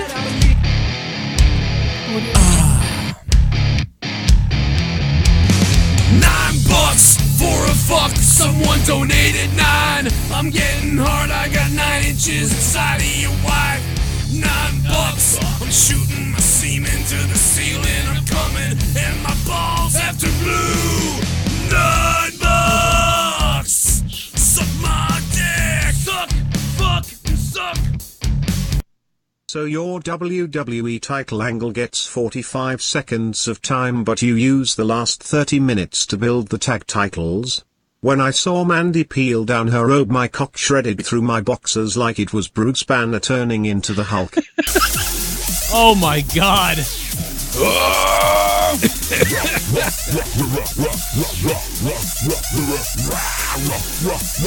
Why was that so quick? Deftones, thank you, Deftones. That's fucking funny. Do you guys think Heath Slater would be a better Universal Champion given that he's at least there every fucking week? Doesn't have to be Heath, but a low-carder in general. Brock is bringing that shit down in my opinion. Can you imagine Shit Stirrer? And thank you, Shit Stirrer, for the $4. Can you imagine if fucking Heath Slater won the belt from Brock Lesnar a la Mankind in Worcester, Massachusetts, 98? That would be, or 99 maybe? I think it was 99, early 99. Would be nuts. I That would be so crazy. Everybody else loses, and then you get Heath Slater coming out and just... That would be the dumbest thing ever, but such a Vince type of... I can't find the words. Yeah, really. It really is it. It'd be such a Vince thing to do. On a roll-up. Like, you know, like someone comes out and throws salt in Brock's eyes, and then the guy rolls, and then like Mustafa Ali rolls up Brock Lesnar, or like Heath Slater rather rolls up Brock Lesnar, and Heath Slater wins the belt. Or Brock knocks himself out, and then spear. And you know what would happen next? An idea. What would happen next is Heath then says, like, they're like, "What are you going to do now that you're the Universal Champion?" And Heath Slater would say, "I'm going to go home and show this to my kids." And then he'd go back to his kids, and then Brock would bust down his like house door and then beat the shit out of him to where he can't compete anymore, and the title's forfeited. And then Brock Lesnar would whatever, and then someday later on, Heath would come back, and he'd be like, "I never got my rematch, you know, it wasn't fair. I never even lost the belt." And then so then he challenges Brock, and Brock beats him in like 3 seconds. That would be a real thing that I could see Vince doing. I'm not even kidding. Like, that could be a real thing that this son of a bitch does. Instead of having him just, you know, break down the door, because he always says he lives in a trailer. Remember when they did that home thing? You could see Brock, you know, like when they pulled the Big Show's father's casket around. Yeah. Have him drag the trailer in his truck. Like, just have him, you know, my kids are in there, dragging it down the highway, you know? Just See, this is already better, though, than what it's doing right now. But you know what? Yeah. You know what would be funny is if Brock went up to a trailer park door then ripped it off the hinges, went in, but then it was a house. Yeah, like it was a giant house, but he mansion on the inside. The outside was three a trailer. Floors. On the outside, it looks like this little shack. You go inside, it's got like a chandelier and this huge steps. and Brock's just see, that's the kind of silly stuff that even I'd be like, all right, cool, because it nonsensical. And Heyman can be there with him, and as they're leaving, Heyman can be like, looks a lot smaller on the outside. It just doesn't add up. Stupid shit. Like, I swear to God, though, they would do that. See, speaking of awkward execution. Oh, you missed Shit, it. when does Glass come out again? Oh, yeah, Glass comes out. I don't have my glasses tonight. The ding. Friday. That's what Meltzer said before. He said, it was an awkward execution. I love you, Joe, Jake, and Chat. Heart. Oh, yeah. Oh, Roman Reigns. Thank you, Roman. How you doing, bro? There's Hope you're doing well, photos of him, Roman. I guess out and about recently. Oh, Roman, yeah, there's been a lot, even since early on. But it's been pretty quiet recently, hasn't it? When's the last photo he took? This one was earlier today. It said, look who we ran into at our hotel in Hawaii. Roman Reigns, nice guy. And he looks, healthy, so that's good. Yeah, man, if you saw... He just came out of the gym. He's got a towel around his neck and... exercise gear on, so... I wonder if he's done with the chemo at this point and, they've got it taken care of. I certainly would hope so, but usually it takes a bit longer from what I read online and from personal family experience, but... Is it methodical at this point where they're testing blood samples, trying more stuff, suppressing? I wonder. I don't know for 100% certainty, but typically that's, for as much as I'm familiar with, that is how it's done. They're just very, very, very... adamant about constant screening. So right, well, yeah, they should be, because things like that can alternate daily. So levels can change drastically in a very short time. So time frame. That's so crazy, man. Yeah. So they said that last night's Alexa Bliss backstage segment with her being undressed. Meltzer says here was an attempt to do something that was awkward in execution, but was an attempt to make things sexy. That's all it was. It was an idea to bring back the old time stuff. They said this stuff you see on regular TV all the time, but it was an attempt just to see how much they can get away with. Okay. So it was their way of testing the waters in the new era to see how much they can get away with, he says. Well, look at how many views it got, Yeah, and also with Finn's, it says Balor Club brings Raw ratings, up. The highest rated Raw since September, so. Oh, really? The Raw ratings are out? I didn't even look at them. So you're saying it's... They just came out, and it says the January 14th episode of Raw averaged 2.72 million viewers. It's the highest viewed Raw since this past September, so. Man, it's still only at 2.7, though? It's so crazy. Well, the week before was a 2.32, so that is a decent upswing. That is a huge upswing, yeah. That's true. And John Cena was on the week before as well, right? He was on Raw last week as well in the big 6-man tag, so you can't just say, oh, it was Cena. Now, granted, this week they went ahead and they didn't have Lesnar either, but they also weren't up against any big sports, events or anything either. So right. Okay. But if you look at the hour breakdown, it was a 2.77, 2.78, so it went up a bit, and then 2.6. So it didn't drop off as much as it usually does. Usually hour 3 is the lowest of all 3 ratings, right? And that's not what happened. So people stuck around to see the main event with Finn Balor. That's cool. So I mean, that certainly shows that he has some drawing power. They were doing something, man. It was just the show had a different... It's this pacing. They keep the pacing up. They'll keep at least their current audience a little more interested. I don't think they're going to get back to 3.3 because some of those people bailed for life, I think. I think they lost... I don't know. We'll see after the Rumble. I mean, it depends on how well they do things. I think it could be possible. If they bring back the Demon... and they pull either some major upset or something fantastic happens where we have some really good Rumble winners and people are, more curious about Mania, because Mania always brings back more viewers too. Right. Road to WrestleMania. But between the women's tag titles, the possibility of Balor, not only being the Demon, but beating Lesnar, I guess there's a lot of talk about that, and having him be because they want the Demon to remain undefeated. So, I mean, there's that. It's just, there's a lot of what ifs. I don't think he'll beat Lesnar. Like I said, I agree with you when you had said he'll look really strong in defeat. Same thing as Daniel Bryan and AJ did. Mm-hmm. But, I mean, all these possibilities, I think there is a chance for them to garner back some of what they lost. Yeah. There's also big talk right now that I had money on Bayley and Sasha being the women's tag champs, but people are saying that it's possibly going to be Mandy Rose and Sonya Deville who win the titles first. Wow. And that's why we've been seeing more of them together on SmackDown. I would just chalk that up to they get established teams to make it interesting. So, they could be doing that because they're going to win, but honestly, it just makes sense to do that anyway, even if they're not going to win, to build them up as legitimate competitors. So I just see that as another fake, sort of like claim of a rumor, just to take a stab at things.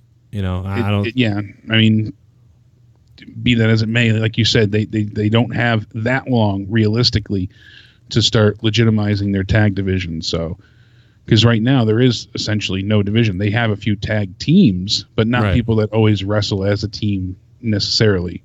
You might get Mandy and Sonya working as a team, but often they'll have singles matches too, as where you don't see the other tag team, in the men's division, the tag teams go ahead and separate often. That's usually pretty rare.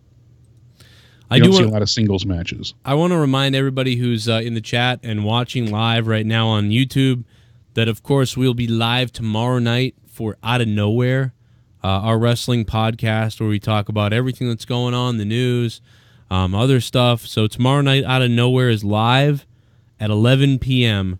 right here on the Joe Cronin Show. We'll be doing Out of Nowhere, episode 100 and whatever it is, with Connor, and hopefully Connor will be here, and then Jake should be here. We should be good. It should be a good night tomorrow. Thursday night Throwdown should be happening on the Corrupted YouTube channel. Then, of course, this Friday night is Monetize This. It'll be the first one where I'm not discombobulated in the new house. Like last week, I was so fucked up, dude. But hopefully it'll be a pretty good show tonight, so we'll see what the fuck happens with that. That being said, any other new shit that you wanted to stumble on before we moved on to the next deal? Some people were saying that there was heat on Braun Strowman. That's why all of this occurred. And there's a lot of rumor killers saying there's no heat on Braun. It's simply because they weren't confident he'd be cleared in time for the Rumble, and they also don't want him to be beat at the Rumble again. And, that would kill him off and hurt him in terms of his momentum. So they decided to go with someone else, which is Finn Balor. That makes perfect sense. Yeah. I didn't hear anything about there being heat against him. And it kind of lines up with everything else that we heard about him not being cleared as well. And we kept saying that, it didn't seem like a good idea anyways, unless they were going to have him win. How could he lose again to Brock Lesnar? He's lost twice already. Right. In singles matches, so. Well, it's also is that we might see EC3 go up against Dean Ambrose at WrestleMania. EC3 versus Dean Ambrose at WrestleMania? Yeah, that's going around the wrestling circuit at this point in time. Jesus. I'm not sure how I feel about that one. I guess it could be interesting, but if Dean's staying the heel, that would mean EC3 is coming in as a face. Right. That's a little odd if you ask me, but I guess it could work. Depends on what the story behind it is and how it's built up. And then we're also hearing that Kevin Owens is coming back soon. And one of the reasons that they had, which makes sense to me, I didn't even consider this, they had Bobby Lashley win the IC title, is that Kevin Owens and Bobby Lashley will finish their feud. Super chat. You hear about AEW contacting CM Punk. ADTR, thank you, man. I appreciate that. Well, we know that they contacted him before, and ADTR, it's like, we've always said that whoever starts something or wants to try to rival WWE, they have to figure out a way to get CM Punk involved somehow. Somehow get him involved. So I wouldn't be surprised. And they've already contacted him. This was on before. Bleacher Report. They said CM Punk reportedly received a call from All Elite Wrestling. Right. Well, it was one of the things I had pulled up. They said CM Punk does not seem like he wants to do anything with pro wrestling. He's had plenty of opportunities. He hates WWE, and he has every right to after that lawsuit. And it says here that doesn't mean he should hate New Japan and AEW and anywhere else. But the reality is that he's still under contract with the UFC somehow, even though they'll never use him again, likely. But you know he doesn't want to be around wrestling, so it's very unlikely. Which we knew. Samoa Joe beat the Demon in a steel cage. Wow. Samoa Joe beat the Demon in a steel cage. You talking about, is that after the show went off the air? Is that what you're saying? Or was that from before? Are you talking about, did they have that match before and I don't remember it? In NXT? Maybe. Oh, yeah, maybe it was. I don't remember either, dude. I really don't. My brain is fried. Yeah. I believe it. You know, I know that they went back and forth and traded a few wins, so. Right. But, yeah, him being on the main roster, the Demon is yet to be defeated, and they want to keep it that way, so. Right. Yeah, it makes sense. There's so much more they can do with Balor, too. I mean, they haven't really explained any bit of character for him, his motivations, you know, what the Demon even is, and we know that he channels this, you know, because people had said before, oh, why doesn't he use the Demon all the time? And essentially he says it takes a piece out of him every time he uses it, you know, so... and you were asking me last night, and I couldn't think back when the last time we saw that Demon character was, and we saw him take on Baron Corbin. Remember? Baron was pissed off because I wasn't expecting to face Demon Balor. I thought I was going to face the man Finn Balor. Right. So that was only a couple months back. But I totally forgot about that as well, so it certainly shows that it wasn't all that special.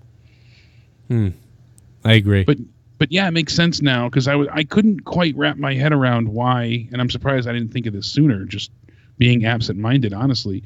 They wanted to give Bobby Lashley the IC title. I kept saying, did they sour on Dean Ambrose, or did they just not feel that, you know, the angle was working with Dean and they wanted to go somewhere different? But Kevin Owens, he looks slim, trim, and very good, and they're going to have him feud with Bobby Lashley as early as the day after the Rumble. So makes perfect sense to me as to why he's the IC champ now, to build up his run for 2 weeks before the Rumble happens, and then you have Kevin Owens return and immediately goes after the man that took him out for all this time. Right. So good on them for that, I guess. I wasn't thrilled with it yesterday, but now it makes more sense.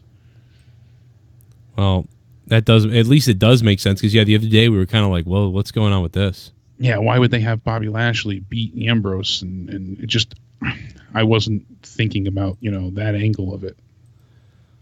No one had really brought it up either, so. No, and they had to do something, too, and plus it makes people think, is Seth going to win the Rumble? He doesn't have the belt. No matter what it is, you know.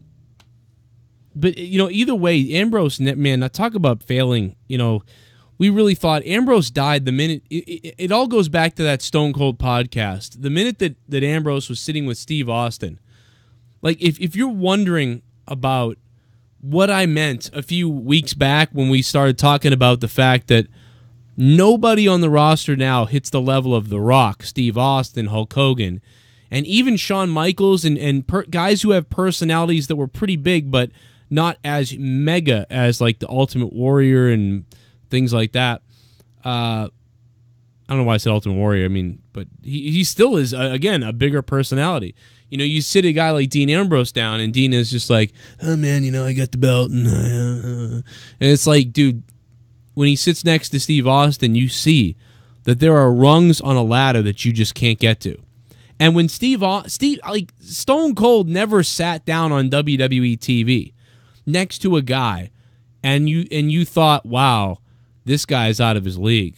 You never thought that. You could have sat Steve Austin down from almost the beginning in a shoot type of deal with a guy like, say, a legend of the times. Like, who would be a legend then? I'm trying to think of who at WWE, like Bret Hart. Say Bret Hart was the host of a show, or Say somebody older even. I'm trying to think of somebody older who was around. Say Macho Man. You sat Macho Man down, and Macho was like, well, Steve, tell me what you're going to be doing, like blah, blah, what with the championship. You know, Steve Austin would be like, I ain't going to hold on to the belt. There ain't going to be another WWF superstar that's going to be able to pry this off of my shoulder. In fact, if you keep looking at me this way, I might just whoop your ass. You know, that type of thing. And even if he wasn't in that full Stone Cold promo where he was just talking like, hell, I've wanted this title since the beginning. You know, you'd be like, wow, that guy belongs. But when you sit Dean Ambrose down next to Stone Cold Steve Austin, and Dean Ambrose is just like, oh man, you know, I just get the belt and I do this. You just look at him and you go, that's nobody. Dude, Jake the Snake Roberts never won the WWE Championship. Jake the Snake Roberts never won the WWE Championship. The guy barely won any belts, Jake Roberts. Yeah, he really didn't have any major title runs. And he doesn't, lasting. Him sitting down next to Dean would trump Dean so hard. You know what I mean? Because Dean would be like, well, I got the belt, and then I went up there, and I went to the thing, and blah, blah. And then Jake would just be like, man, you're cool, aren't you? Man, I'll say, me and Damien, we would drive down the road on a dark night, and I'd just enter that hotel room. I knew right away that I was going to do all the cocaine I could get my hands on. And even just that is more charismatic than Dean in that interview. Now, Dean Ambrose did have some damn good promos in the independent scene as John Moxley or whatever he was. Like, he was pretty damn good. But now he's been exposed. And he doesn't do those promos really anyway. So the guy just isn't on an A level. He's not, it's funny, WWE called Daniel Bryan the B+ player. Dean Ambrose is the B- player. Yeah, I could see that. And, Roman is too. All these guys. Doesn't matter who it is. None of them can hit that level. None of them are ever going to hit that charismatic level. They finally ran out. When they rolled out, when you saw Ric Flair, you're like, damn, that guy's wrestling. Damn, that guy on the mic. When you saw Dusty Rhodes, damn, that guy on the mic. And he had good matches with people too, because he had good people to work with. And he worked well. And then, Hulk Hogan. Wow. And then even when you get down to the Bret and Shawn Michaels, where people used to say that they weren't good enough, even those guys brought it at a higher, different level. So there's a lot of people that always say Bret Hart and Shawn were in the forefront when the business was in a down time. Super Chat Party. Jake Roberts didn't need a strap, though, to be fair. But that's the point, Drew. That is the point. Jake Roberts didn't need a strap because, my God. The title doesn't make the man makes the title. I think that, Bray Wyatt probably, especially if he was in character, but even if he wasn't in character, Bray Wyatt would have had more personality with Steve Austin. Maybe. But again, Bray always kind of spouts the same promo. And by the way, when are we going to see Bray Wyatt come back? What the hell, at the Rumble? I don't know, because he's been at a few different house shows, so... he's been wrestling house shows. He's filled in and wrestled at house shows a few times now. When is he Speaking of house shows, I hadn't heard this brought up before, but Lars Sullivan, again, just to beat a dead horse even more. Oh, God. He didn't show up this weekend, either this past weekend, to the house shows that he was scheduled for as well. Oh, it seems so it wasn't just Raw and SmackDown that he missed, but he missed several house show dates as well. People are saying he's done. He is done. People are saying here's the thing. I don't know if I agree with that, but... Maybe I didn't make it, I wasn't saying that he didn't have anxiety issues. I'm basically saying that it just seemed odd that was, how it got out in that sense. And, what do you mean? It could be an actual thing, but it was just the timing of it was very weird, because they were saying he had an anxiety issue before Raw because of the crowd. But he's wrestled in, bigger arenas with NXT beforehand. So just the timing of everything seemed very conspicuous. But, so I wasn't sure if maybe they had another issue with him and that was just the excuse that they gave. But it could just be that cut and clear and dry. So Now, though, last Monday, they were supposed to, I guess, tape an angle with him attacking John Cena backstage. Right. And that was going to air this Monday when he debuted on Raw. That was going to be his debut. They didn't get to tape it last week, so Vince said, okay, go home, we'll tape it this week. Since then, he's only, excluding one phone call, this says, different articles are saying that he's only been in contact with WWE once, just one phone call. Besides that, he's no-showed the weekend events as well as SmackDown, and now Raw and SmackDown again. So they were going to refilm that angle with John Cena because Cena was only there for Raw last week and this week, and then he'll be at the Rumble, and that's it. Then we'll see him again at some point before Mania, but he doesn't have any other Raw dates scheduled. So he was supposed to film it with him this past Monday. That didn't happen because he didn't show up again. So, and then WWE teased him to be there at SmackDown tonight, and he didn't show as well. If it's anxiety, what's going to happen at WrestleMania? If he's facing John Cena at WrestleMania? That was kind of my point. Like, we're not trying to put him down that he has anxiety. Like, we all deal with things, but like, it's a risk, isn't it? Like, to book him against John Cena at Mania. And the fact that it was now that these issues came out versus any time before when he was wrestling, for NXT, it just seemed odd. WWE had on WWE.com before, they said the one superstar conspicuous by his absence was, of course, Lars Sullivan. Joe. Newhouse, Cream loves it. Seems you need the experience that only the Cream can provide. All the posers want to be like the Cream, but they can't fulfill the desires in the hearts of many. I'm coming to give you it. Oh my god, dude, the Velveteen Cream. Dude, did you hear the noise the computer voice made when it went it went it like it fucking, dude, it didn't go it went like, it was like, what the fuck, dude? The Velveteen Cream. He's gonna give you it. What the fuck, dude? What? Like, what? I don't know. Wow. What the hell he was trying to say. What there, the? All right. Like, it's just the way it went. Like.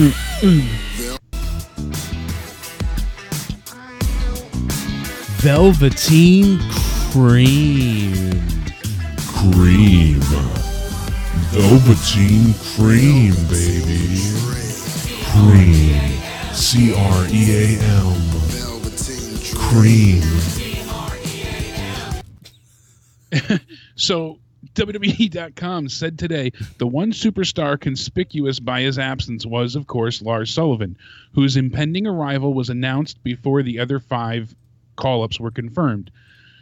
WWE.com is teasing an appearance by Sullivan on tonight's episode of SmackDown Live, and they stated on the website, perhaps SmackDown Live will provide a glimpse of the Freak Tuesday night at 8/7 Central on the USA Network. And he still didn't show up tonight. So earlier today, WWE.com advertised saying maybe we'll get a glimpse of Lars Sullivan, and we still didn't see him. So that has to be it, right? Dude, this is turning into Emelina. It's Emelina again. I mean, they're saying now that he's reportedly gone AWOL, since obviously we knew that, Now this is F4W, online. They said Sullivan flew himself home before Tuesday's SmackDown Live last week due to what is being reported as an anxiety attack that took place Raw the day before. At last word, he is not communicating with WWE officials. And I saw some people kind of snap back at me online saying, well, this is, a mental health issue and something. I get all that. If he is dealing with this, that's terrible. Granted, I get that. But the fact that he's not responding to anyone right, is digging himself in, his own grave into a deeper hole.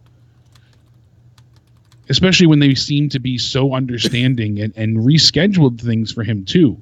Right. I don't feel like Vince gives anybody second chances. Yeah, this is very strange. Vince is very predictable when it comes to his new toy. Anytime he gets a new wrestler or something that, he gets his shiny new thing. I mean, look at the way that they pushed Balor initially. He won the Universal Championship, he beat Roman Reigns on his first night. Right. And then, oh, you're injured. I'm done with you. You know, look at the way he ran Kevin Owens at first. Look at it's just how it happens. He gets somebody new. He pushes everything into him. Look at what Drew McIntyre originally. You're my chosen one. He puts everything into him. They don't work. You're done. Now you're 3MB. You know, now you're 3MB. You know, Drew got injured, and then, you know, it wasn't working how Vince thought it would, and he got put into a joke, you know, comedy group. That's how it happens all the time. Vince doesn't usually give anybody a second or extended chance. So the fact that he was willing to reschedule the John Cena taped, you know, promo, you know, the attack angle for WrestleMania to this week, I mean, that speaks volumes. So yeah, I agree. It could be, dude. I don't know what to think about this. I really don't. I'm very. This is unprecedented. I don't think we've ever seen a situation like this. Like, seriously. I mean, I know Emelina is a very good example because they had all the packages for her forever, and then she came out and said what she said. But she still came out eventually. We saw her once, you know, and then Emma came back after that. We heard that there was problems. She didn't like the character. It wasn't working. But this is like anxiety. What? Plus, now they started pushing him in these promos after all the situation with his previous posts that were weird or whatever he said in the past that was fucked up. Who cares? You know, but they pushed, they looked at all that at the time, it seems like, and said, it's not a big deal. He's coming. And now anxiety attack. Like, what the fuck is happening? Like, I mean, and you can't say there's somebody we haven't seen because we've seen everyone else at the call-ups. Yes, and you know that's the weird thing is we've seen everyone else in the back flashing around, yet his vignette's the one been playing the longest, and we still haven't seen him. He had a solo vignette too for a while.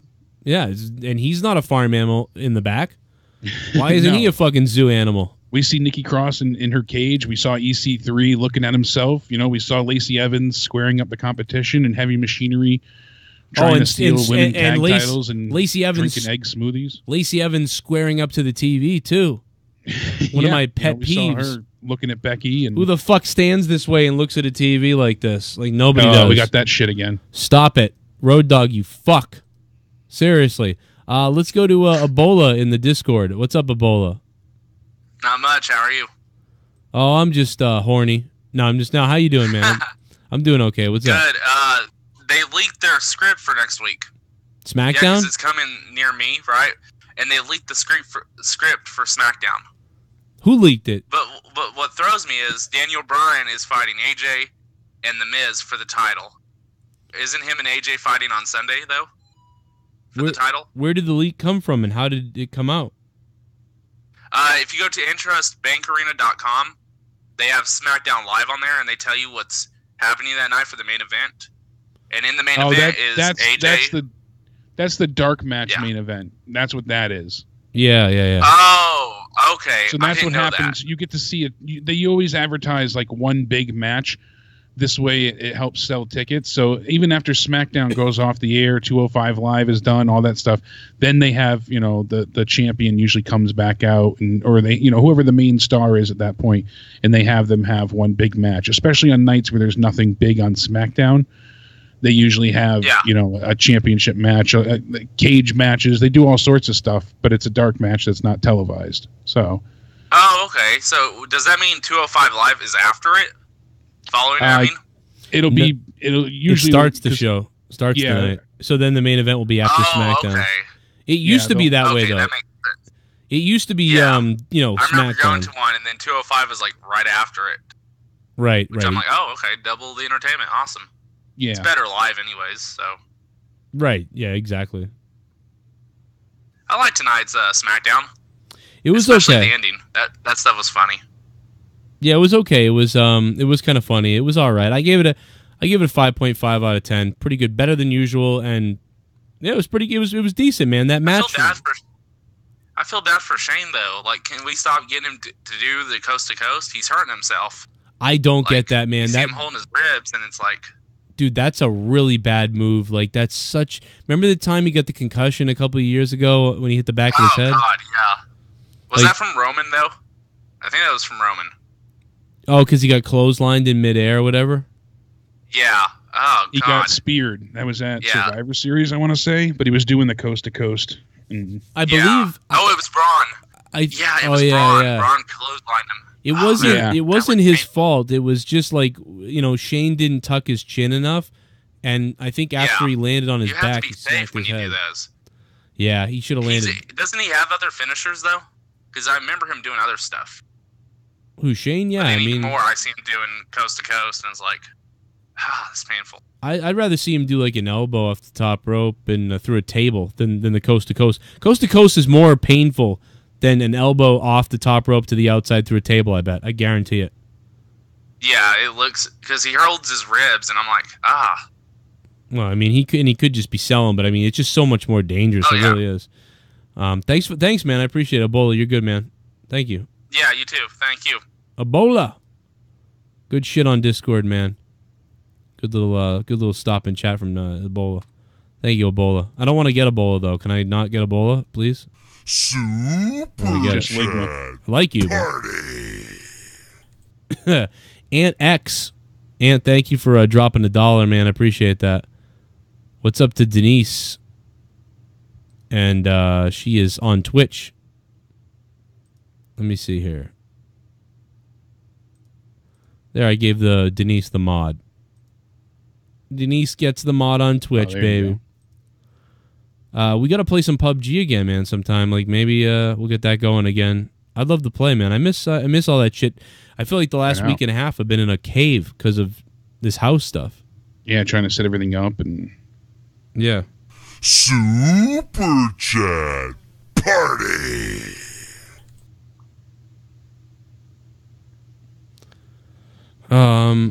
Roman Reigns, thank you for the $1, man. Appreciate that. Yeah, I think it was Roman that speared Shane when they did the Survivor Series, I want to say. Oh, that's how he got the concussion. Really think, no, you're right. I know Braun hit him at one point too, but I think the concussion came from the spear. It was the spear because because what happens is on the spear you instinctively sell throwing yourself backwards on the spear. So he did that out of midair and he mashed his head. Give it a hell yeah! Let's beast with Diablo Bra. Did I see something in the chat about a donation train? Let's do it, fuckbags. Oh, baby, you want the donation train? Yo, mama. Oh, shit. Yo, mama. Chat to action. Oh, you know what? You do the donation train, Big Daddy Joe will stream Diablo all night long. How about that? But we'll be back to PUBG soon. I'm going to get the Xbox down here tonight, actually, probably at some point or tomorrow morning, and hook up the other TV that I had and get shit moving along like that. But I will hang out and be really relaxed on a Diablo stream, fuck around with you guys. If you want to come over to Twitch and party on Twitch, youtube.com, I'm sorry, Jesus Christ, twitch.tv/Joe Cronin JCS. And it's linked down below. If you go down below in the description on your phone, tablet, or PC, you just go to the bottom of your screen. You got to show more. Click the show more thing. There's the executive producers of the JCS channel and associate ones, and we got to update those actually tomorrow. And then if you go down even further, you'll see Discord, you'll see my other YouTube channels, and here is the gaming one, and then here's the Twitch channel. YouTube actually changed some of their terms of service today. Super chat. Oh, yeah? Ray got a decent pop at a house show I was at. Thank you. He got a really good reaction I saw on Twitter. Somebody posted a video, so... And X, thanks, man. People love Ray. So is this bad or good for the Twitch? Basically, you're not allowed to link to anywhere that's like adult sites, any type of spam. They're also trying to get away from like gambling sites. They didn't say anything about Twitch. They also said that you can't have party. Oh shit! Thank you, Goon. The train is starting. Yeah, you can't have thumbnails that are, pornographic in nature. They're trying to get away from like really clickbaity thumbnails. What? So that's another one. Like you can't have, half naked females in your thumbnail, especially when it has nothing to do with your video on top of it. So even if your video doesn't violate any terms of service, you will get a community guideline strike if your thumbnail gets struck down, basically. Yeah. Well, that's, so you can get in trouble with your thumbnails now. To be honest, that's always been that way. Now they're just enforcing it. No, they always enforced it. I mean, I know that you... Super chat. We getting a strike on your channel? Train sounds fun as long as Jake is the conductor. Oh, yeah, Jake's going to be the conductor. Lewis Money, thanks for the $2, Lewis. I'll pull into your station. Yeah, all aboard. Years ago, we got them and other people got them. Super chat party. The Goon. Oh, shit, the train is starting. Fucking Christ. Yeah. Get that train going, baby. Blow it up. And then you can't post any dangerous challenges and anything that's risky in nature that promotes either violence or self-harm. So like dildo Jake challenge. Paul doing the doing the Bird Box challenge there where you're blindfolding yourself. That was one of the examples. Man, what a bunch of pussies. A bunch of fucking idiots. Because then a girl went ahead and saw that video. She blindfolded herself and tried to drive and crashed her car. That's called natural selection. That's what it is. Party. Darwinism at its finest. Yeah, that's all that is. Hey, the Goon. Thanks for the $1, Goon. Goon's keeping that train in. The Goon is treating me like a stripper now. I am a stripper now. People are putting dollar bills in my underwear right now. In your G-string. This is crazy.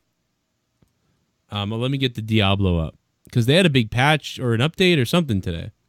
Did they? I don't know if the patch is... It's not. I don't think it's supposed to go live until January 18th, though, is Season 16 of Diablo 3. And I know Diablo 3 is basically a dead game. Oh, shit, there's a big update. Shit, I wonder if it's live now, if the patch is live. Super chat. That would be the shit. I'm going to be really pumped up if that's the case. I'm down with donation train. Let's go. Debba. Oh, shit, dude. It's fucking... What is going on right now? The fucking train is coming. Where's the fucking... Where's the steam engine? Jesus Christ, play that shit. Steam your engine. The train's coming. Why is it thundering out? You're on the rails again. I'm on the derails. Copyright infringement. Super chat. Here comes the train. The train's coming. The Goon, thank you. Someone should make that their goal horn and be the most annoying NHL goal horn ever. Holy shit, Goon. Thank you, Goon, for another $1. The fuck? Oh, dude, I'm so excited right now. Is Diablo 3 really fucking the update? Did it go through? Somebody tell me who's a Diablo fan, the one of you. It's going to be one of you. Updating now? One of you out there. It's updating right now, so I know there's... Shit, man. What are they changing? Is anything there's a patch. Goon, thank you, Goon. There's a patch right now. Goon, thanks for another $1, Goon. The train is in. I don't know if it's live, but yeah, it says Diablo 3 Season 16 Wizard Tal Rasha patch. Yeah, but is it 2.6.1a? Is that it? Yeah. The season doesn't start till Friday. Yeah, but but it says update now live. Yeah, so that means that I should have access. 2.6.4 now live. An update is here. Please note you'll be prompted to download it. We've got a new Twitch follower. I'm fucking pumped up. Yeah, take my pants off. Hell yeah, Noel boy. Thanks for the follow on Twitch. Thanks for following me on Twitch, Noel. Like those tails. Twitch.tv/Joe Cronin JCS. Yeah, they included frequently requested quality of life changes, 5 additional armory tabs. I saw the tabs. I'm pumped up for that, too. I'm in on the train. Bry Guy, thanks. Bry Guy. What's up, Bry Guy? Bry Guy. Legendary potions are no longer stored in player inventory. Yes. They can be accessed and changed by right-clicking on the potion. Dude, I need more. Keystones are stored in materials. Yes! A bunch of stuff like that. Oh. Primal legendaries are now marked by a red beam. Oh, that's the red beam primals. Yes. Yes. Are you ready? Primal legendaries on the ground are now indicated by a red pentagram icon on the minimap. That is so cool. And they have a red border and updated background. They also have different primal legendaries coming today as well with this update. What? Super chat. What? Wait. Super chat. They're updating stats and... I didn't read that. Yeah. They've retooled and updated information and stats and backgrounds on their icons. And thank you. It says Super greater chat. riffs. Super chat. Bobby could have some good feuds now, maybe. Yeah, Bobby Lashley might be able to do something now. Yeah, hopefully. Let's see him do it. Gives him a chance to face some different people. Dude, I am micromanaging Paragon points. Take it off, Joe. We'll let it rain. Oh, baby, I might take it off, dude. It's going to get weird tonight on the gaming stream. It's going to get weird tonight. I will say that. Thank you, man. I appreciate that. Super chat. What is going on? This is crazy. Choo-choo. Choo-choo. Choo-choo, Lewis Money. Zach Connor. Fucking Gorilla Strong's going off. Dude, what the fuck is happening? What the fuck is going on? It is a train, Drew. They're running a train on my mom. PUBG, let's beast, brah. Bry Guy, what's up, Bry Guy? I promise PUBG's coming back soon. I'm going to have it in here soon. I might even go up and get it tonight. I might. I don't know yet, though. But I know that... Oh, sorry. No, I'm just so excited about the Diablo shit because I needed stash tabs because I've got... you run out. Now you got a max of 10. Oh, they gave stash tabs out, not just... I thought it was like the build Armory tabs. tabs. Oh, Yeah, that's the build tabs, not stash tabs. Yeah, all right. My bad. I wish I had stash and armory tabs, but... Also, you get a guaranteed primal to drop from the Rift Guardian on your first level 70 solo clear. I think that's Those in season. Sounds like A Train's old theme. What is it? Those trains sounds A Train's old theme. Yeah, dude. I remember A Train's theme. That's for the Season of Grandeur. And then there's also different buffs as usual. Yeah, they've buffed every set got buffed, dude. So I'll be able to compete at a higher Rift level right now, I believe. Yeah, because for the Demon Hunter, there's but I can't believe this. I can't believe they launched the patch today, though. I thought they weren't going to launch it until the season launched on Friday. There's more too. I mean, there's obviously each class and gear set changes, and I've lost my mind. Super chat. Gorilla Strong. Gorilla's just dropping money. He's just helping out. Gorilla, thank you for that, bro. I appreciate that, dude. Thank you, Gorilla. Let's see here. I'm a Diablo freak. Like I'm really kind of excited right now. The best thing is primals. Like before, if you found like 10 items, then you'd have to go in and unveil them, and it'd be exciting if it was a primal, to unveil it. But now, instead of unveiling it and going through them and seeing if it's a primal, now when it hits the ground, it will hit the red beam. So you'll be. So there's two things. There's still RNG to see what All it is. aboard. Right. All aboard, Lewis. All aboard, motherfucker. But yeah, so there's two things now. Now there's the excitement of seeing the red beam, and then the excitement of unveiling it. So now there's two exciting things. We've got a new Twitch follower. Hell yeah. Yeah. Take my pants off. Fuck yeah. Velocity. What's up, Velocity Limit? Thank you, Limited 4. Thank you for subbing or following me on Twitch. I appreciate that. If you guys want, you can subscribe on Twitch. If you're an Amazon Prime member, it's free to sub me. And I get paid. I get paid and it's free for you. Choo-choo, Mofuk boys. Holy Donation shit, dude. train time. What the fuck, dude? This is crazy. Gatekeeper Drew! What the fuck is going on? I hope Leah's okay. I haven't seen her in hours, I feel like now. Let me text her and see if she's alive. Because now that I'm on the basement, it's like everything's happening up there. Yeah, you have a whole different level. You're not in the same. Yeah, I mean, I'm dude. That's the one thing. Existence. That's been hard for me to adjust to. Is I'm used to seeing Leah throughout the show and being like, "Hey," I will say it is a little depressing, a little bit, because I miss her. Like I miss being like, "Hey, what's up?" or like waving to her. Dance off the concrete. You don't get just to look over and she's there. I mean, I'm just so sick of you little meth head devil worshippers. I'll be honest. I'd like to take a big Antonio Alejandro. Can we get all the Los Angeles Unified School District's teachers back into the schools? Quit making the district lose $15 million per day. This is worse than the government shutdown. Oh, God. Trump.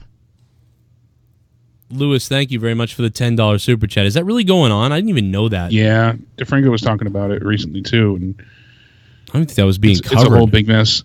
I'm worried because a lot of my benefits and stuff, they're actually depositing Sunday because there's not enough finances to pay everybody in February. So they're doing it early and telling people, well, don't spend the money, you know, because you still need it for February. You're not getting it in February. You're going to get it early because there's enough left, but there's nothing past February, Shit so bomb. you don't get it then. Tommy's uncle out there punching 11-year-old bitches. I love you, Joe. Bear my children. I couldn't carry to term. Bad back. Ha ha ha, I'm fucked up. Love to the chat. Jake, smother yourself in syrup. I'll be over soon. Oh my God. Dude, thank you so much. Bird Box Me Gorilla. Yeah, Gorilla Strong. Thank you for becoming a $5 shit bum. You can have Jake anytime, any day of the week. Oh yeah, look at the armory. There's 2 slots now. Yes! Dude, oh, sweet. I have so many builds that I wasn't making because I was like, I've only got these 5 tabs. Holy shit, dude, I am pumped up now. Let's go. Let's keep the train going, Fookers. Lewis Money, man. You guys are making the fucking donation train go insane right now. Everybody's chiming in. We might need it to. We might have to fucking cover Jake's bill. Like, I mean, no, but shit bomb. All honesty, I appreciate it. I don't play Diablo. All paws, no thumbs. But I'm getting on the train too. Oh, thank you, Joe Cronin's dog. Oh, it's Melly. Melly. I knew Melly would be here tonight. Thank you, Melly. I appreciate it, Melly. I love you. I've always taken good care of you. Type. We had a fire today. We had a fire pit going, and Melly enjoyed the fire pit. I got nervous at first when you said we had a fire today. I was like, what happened? Oh, no, God, no. That would be so devastating. I got nervous. I appreciate this train, man. This train is coming. Here it is.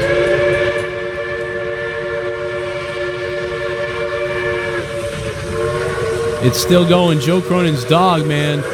Joe Cronin's fucking dog is up in here. We're live on Twitch, by the way. Come on over to the Purple Place if you guys would like. I'll be streaming on Twitch for a while. And we're going to be playing music and shit. We can't do it on YouTube. Twitch.tv/Joe Cronin JCS. We need to get your ass over there. Yeah. But yeah, they're saying that, you know, like all my medical appointments and doctors' prescriptions, it's going to be a long February if they don't figure out this shutdown soon. So that is so fucked up, dude. I got all the notices today and emails and shit, and they're like, yeah, you know, we're depositing benefits Saturday, so. Party. Dude, that's such bullshit. Points to Melly. You guys could make Melly the monetize this champion. You never know. I mean, that could happen. That would be craziness. Bry Guy, I know you've been a supporter of Melly for a long time. Bry Guy has loved Melly. He is down with Melly. Wow, I'm shredding at 70, like shredding. Wow. I'm so excited right now. I can't believe they put this patch live. I mean, I feel like the patches always roll out the same day as shit bomb. Oh. Keep the train going. Bry Guy, thank you for the donation before that. And who is this? Cronin's Strip Club. Yeah, I keep putting money in my pants, I guess. I mean, I really appreciate the train, guys. You guys are fucking awesome. I mean, I know Lars Sullivan has anxiety, and I know that, you know, we got into a new place finally, and everything has been whatever. But I'll tell you what, the anxiety I have over fucking not being able to do good enough to keep it is fucking at a max level. So you guys have eased my scariness. Worries. Yeah, I'm like the YouTube ad revenue. Hopefully will tick up as well. I'm hoping YouTube ad revenue ticks up a bit, but you never know. It hasn't in a year and a half. Do a little basketball dance off the concrete. I mean, I'm just so sick of you little meth head devil worshippers. I'll be honest, I'd like to take a big bite out of your face. Hey, Joe, awesome show. As always, check me out if you get chance. Choo-choo. I will. APZ. What's up, APZ? APZ, I will check you out. You mean on YouTube, or you mean something else? APZ, thank you, bro. Appreciate that. Welcome to Cronin's Strip Club. Somebody get working on the artwork to Cronin's Strip Club. It happens all the time.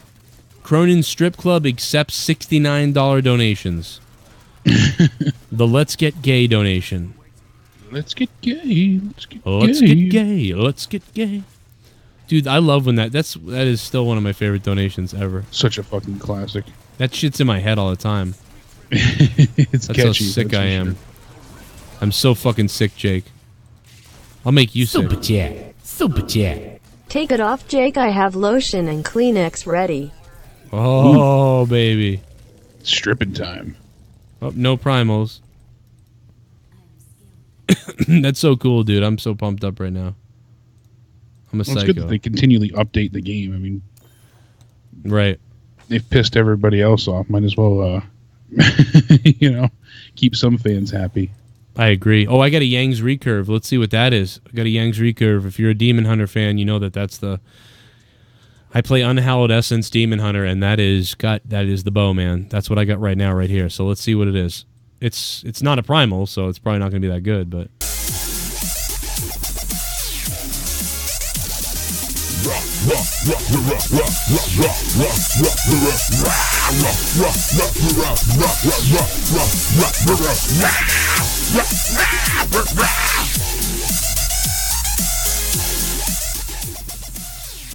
How do you get a black kid to stick to the ceiling? Oh, Velcro. God.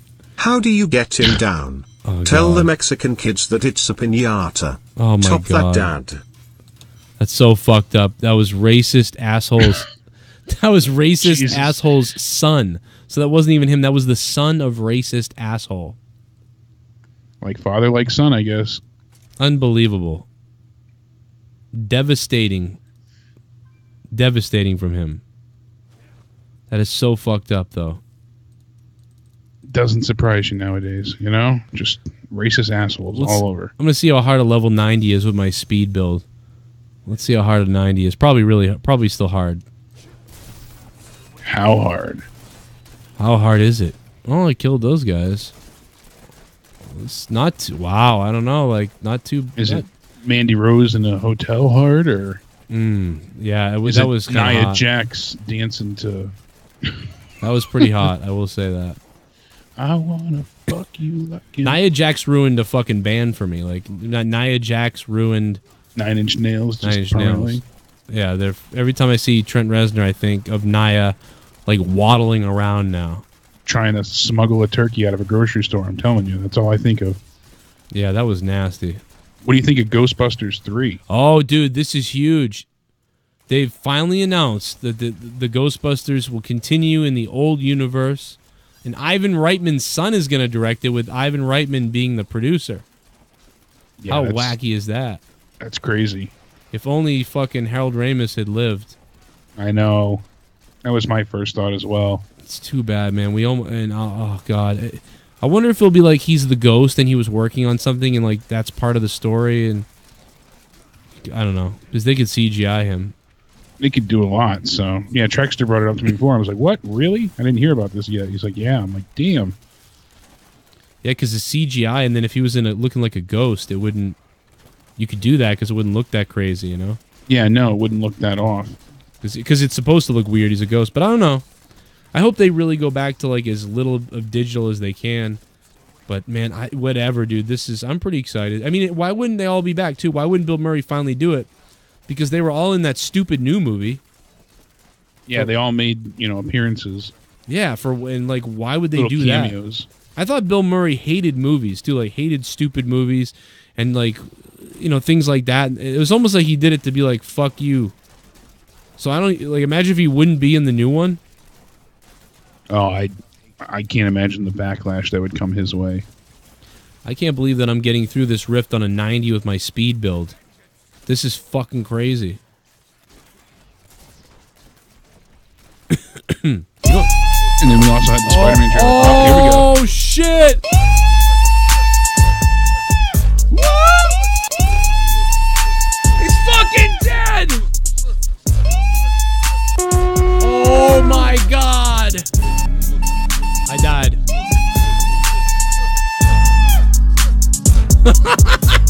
Tommy! Keep running that train on me, chat, and drown me in out sticky cum, especially Jake. Impregnate me, force me to have your child. Shout out to the chat. Dude, that was... What the fuck? Melania Trump? My god, Donald Trump's wife is donating to the show. What is going on? She knows what's up. Melania Trump, you cunt. That was amazing. Melania Trump, thank you. There's Tommy watching himself on Tosh.0. Fucking Melania Trump. Dropping the $20.10. Tommy NC 2010 donation. Unbelievable. I've seen it all tonight. Fucking Melania Trump. I die every time I hear that. It would have been funny if it was... Dude, imagine if he was Melania Trump's dog or something like that. Melania Trump's man pouch. Well, that would be Barack's wife. The man pouch. Yeah. Michelle has a man pouch. Still no truth to whether she's really a man, though, or not. It's up in the air. I mean, remember Barbara Bush, though? She was kind of a man, too. Plus, her name even had Bush in it. Yeah. Oh, that's weird. Definitely a man. Dude, I've had the song from Grandma's Boy in my head all week. Fucking, I don't need you. And I just want to watch that movie, like, high. I haven't seen that movie in ages. I want to be high, bro. I don't smoke that often, but I'm like, I need some weed right now. There's like, how do they see me? There's 2 dispensaries in Massachusetts that are serving right now, like, recreational. Really? Yeah, and they're both like an hour and a half from me. It's like, come on, should man. Just be legal everywhere at this point. Ridiculous. Yeah, and it's legal here, so it's like, but they're having all the pain in the ass trouble opening up their shit. Fuck. Fucking die, Jake. You don't have to stay here, Jake, if you don't want either. I'm just fucking gaming, but I'll hang out with you if you want to hang out. I like it. I'm impressed with how well you're doing at this point. Well, I mean, they just gave me they gave a huge buff to everything. I can't wait to throw some...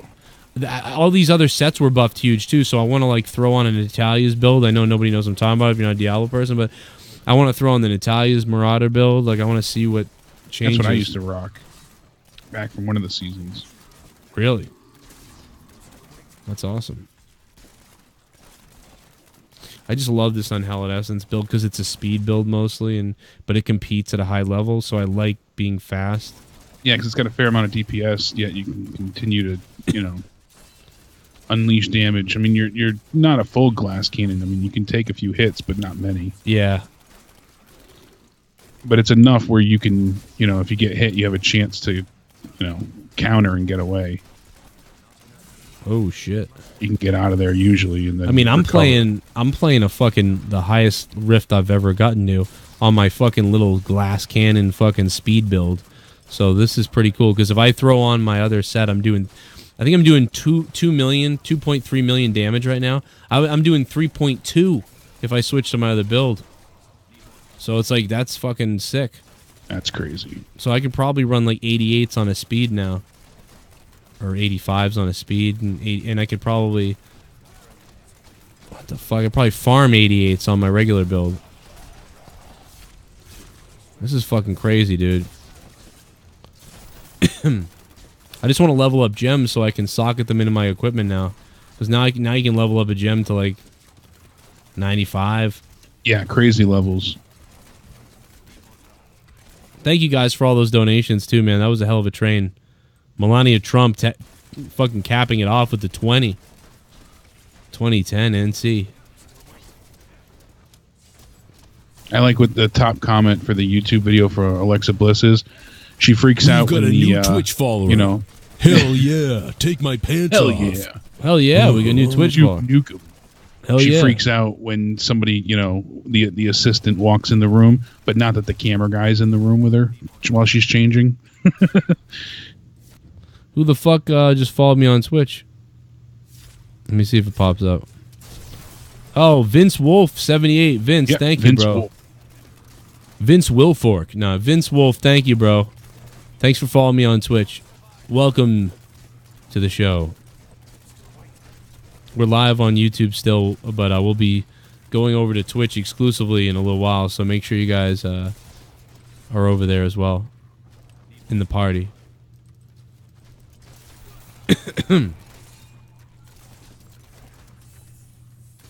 Yeah, that's why I said, they were trying to go with sexy with Mandy Rose, but at least that made sense. Somebody had commented, DC Dog on Twitter saying, what the hell, Alexa could easily hear the guy knocking, and why would he walk into a room anyways? It's a changing room for women. Yeah. And it makes sense. It's stupid when you break it all down. I get what they're going for, but at least tonight it makes sense. Why not just have him come in like that normally happens? Tommy is in Discord with a hard-on, wants to chat. Tommy is in Discord with a heart on. I will. Thank you, Drew. Appreciate that, Drew. Fuck, I'm dying a lot here. Drew, Tommy's not used to not being able to call in. That's yeah, he's not used to Skype sucking dick.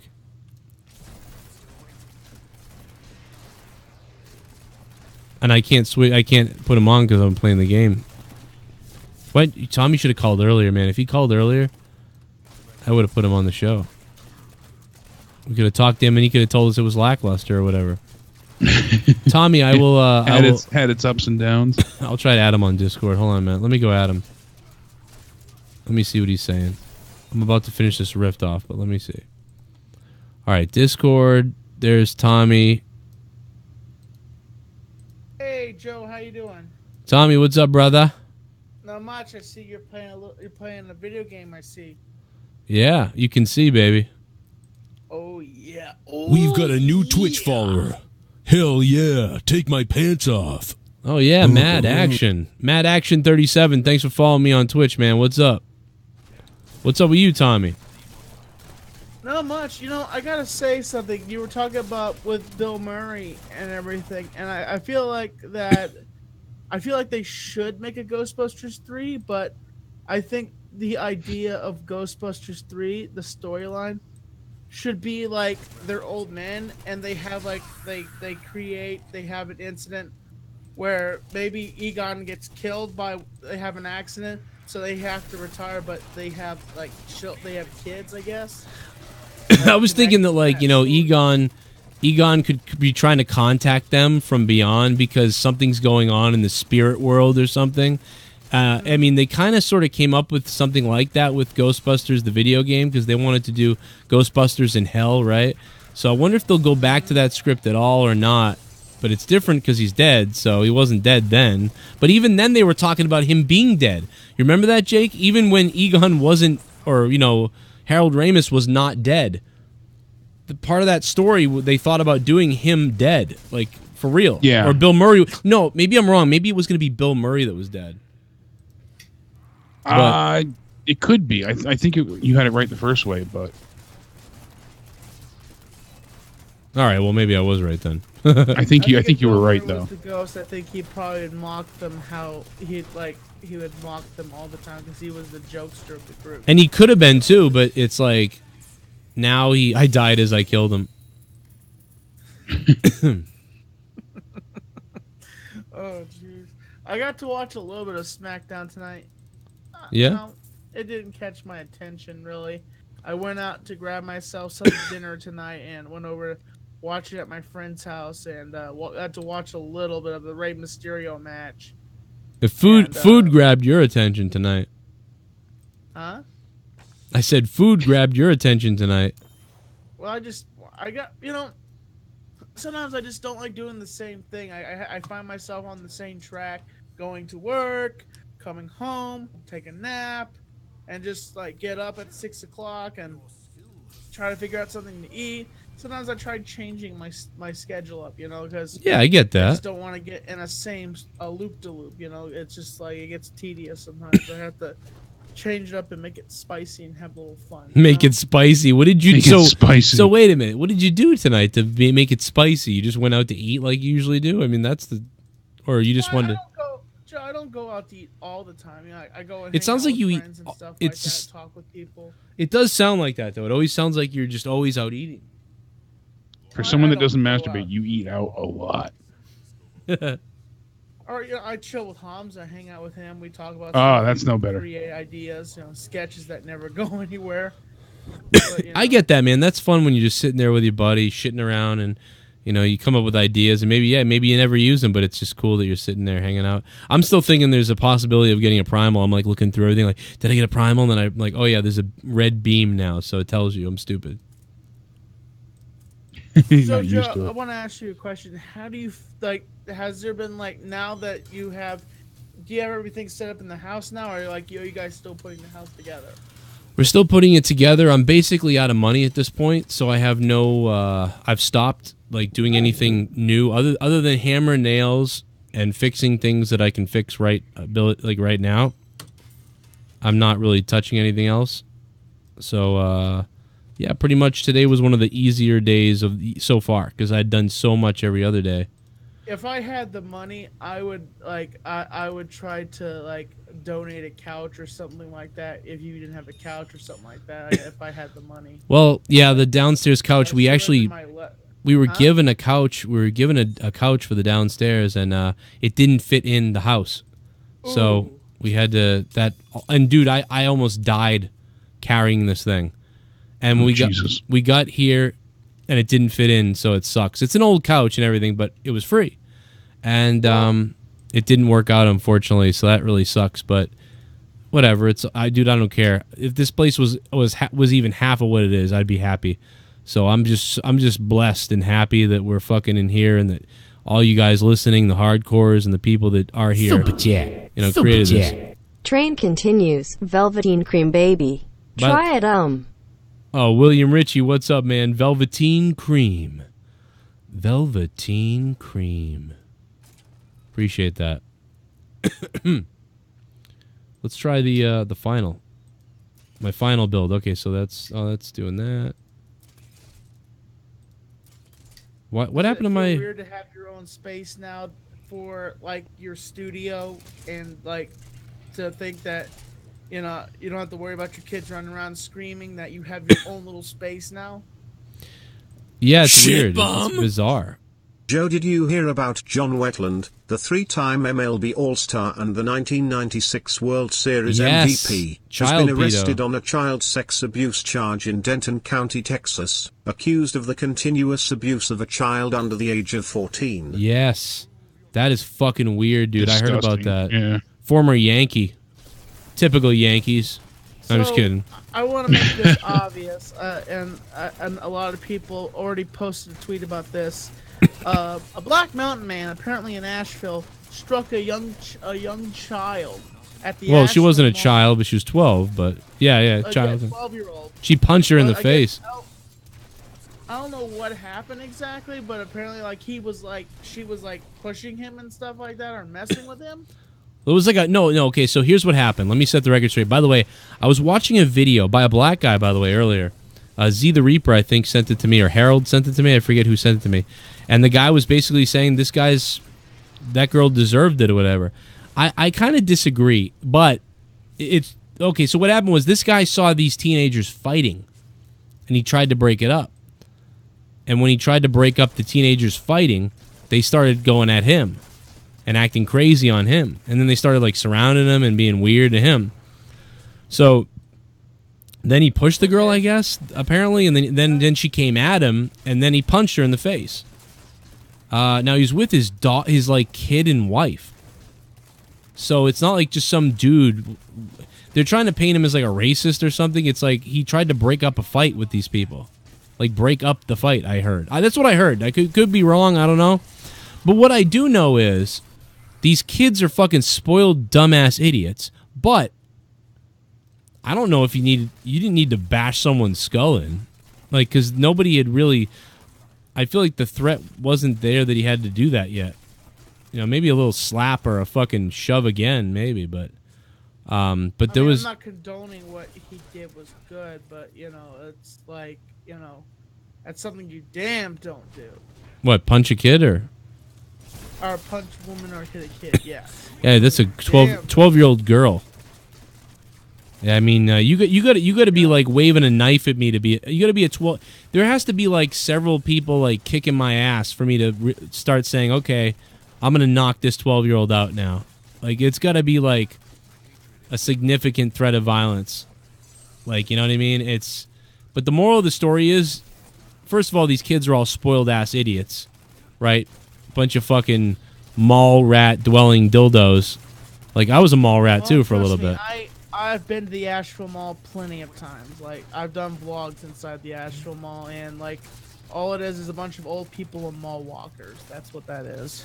Yeah, that girl's father didn't kick her ass, so this guy had to, And he was there with his kid and his wife. She probably doesn't have a dad or something. But, fuck him. But, I just think that... I thought the punch... That's just my honest opinion. I think these kids should have gotten their ass kicked, because they're pieces of shit. But I just couldn't believe how horrific he threw a punch on a 12-year-old. I was a little shocked by how Like, that was a little crazy on a 12-year-old. Like, damn, man, throwing a little too hard of a punch in there, man. Jeez. Yeah, that was a little too much on a 12-year-old. Grabbing her and trying to calm her down, but slugging her in the face. Like, I'm like, damn. Is that what you were like, Tommy? You were like, damn. What the fuck are you? What is wrong with you right now? You got your ass knocked the fuck out. I love it. I recently watched Friday again, and it makes me laugh my ass off every time I watch that. Like when Chris Tucker looks that man, you got your ass knocked the fuck out. How about that girl's friends too? Everybody bailed on her. That guy fucking caved her skull in, and all these people just fucking took off. Like, think about your 12-year-old. You know, now if they all were kicking and shoving this guy and punching him, I don't know if the video didn't really show that yet, but they did show the look on him.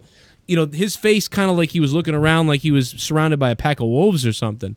If that was happening, then I don't blame him for what he did, because at that point your life's at risk, or you feel like your life's at risk. Fine, but what I saw in the video made me think just like, you know, a bunch of kids are screaming at him and whatever. And when he caved that girl's skull in, all her friends just took the fuck off. Nobody fucking attacked him, stood up for her. They were just like, fuck this, I'm out. They're like, we're out of here. Like, your friends are fucking pussies. I'm not dealing with this shit. Fuck this. Probably because she's an idiot. No, none of her friends like stood up for her. Dude, I remember my buddy jumping on a guy who was like 6'2", and my buddy's like 5'3". This guy started fighting with me. My buddy jumped on his neck. That's the friend you want. That's the friend you want who doesn't ask any questions. That's how I was. I got thrown out of fucking party. Oh. London bombings ruined Hade Basson's run, right, Joe? Oh my god. What the fuck? I guess so, Drew. I really don't know a lot about that anymore. Gatekeeper Drew is bringing the despair in the chat, baby. He's in the know. Oh, Joe, have you watched that video that I have you watched that video, the Leatherface song? No, what's that about? Okay, it's this YouTube channel that does parodies, and they've done like parodies of like Backstreet Boys, and you know, but what they've done is they've taken like the classic serial killers of like horror movies, like Freddy Krueger, Jason Voorhees, and they mixed in Leatherface. Well, in the midst of one of the songs, Freddy Krueger interrupts Leatherface because Leatherface, you know, he eats people. He cuts people with a chainsaw. He's a hillbilly, basically. And so they made another song. All hillbillies do that? Called, huh? All the hillbillies do that? No, I'm just kidding. I'm kidding, Tommy. Go ahead. And basically, it's like, I have friends and I wear their faces. That's the title of the song. Oh, I get you. Okay. Jesus. But the song is just like you laugh because it's based off the song I Have Friends in Local. Super Chat Party. I'm an idiot. That was Mohammed Basson. Never mind. Oh my god, I get what you're saying now, Drew. Oh my god, I had no idea what you were talking about earlier. I was just like, I get you now. I was like, I'm gonna delay and then try to think of what he's talking about. Now I get what you're saying. That makes sense. Now I was like, what the fuck is he talking about? And I must have missed something. Jesus Christ, Drew. I love you, Drew. Drew, thanks for the donation, man. Oh shit. Off of the song, I have, you know, friends in low places. Right. But they changed it around to I have friends and I wear their faces. Huh? Wait a minute. Bits donations aren't coming through? Oh, the Queen Casey Rose, thank you for the bits. I believe it has to be more than 20 bits for it to come through. I think that's why the bits aren't coming through. You have to be more than 20 bits for the donations to come through. I can gift a sub tonight, so if anybody's jumping on Twitch, I can gift you a sub tonight, perhaps. To somebody. Ah! I got fried.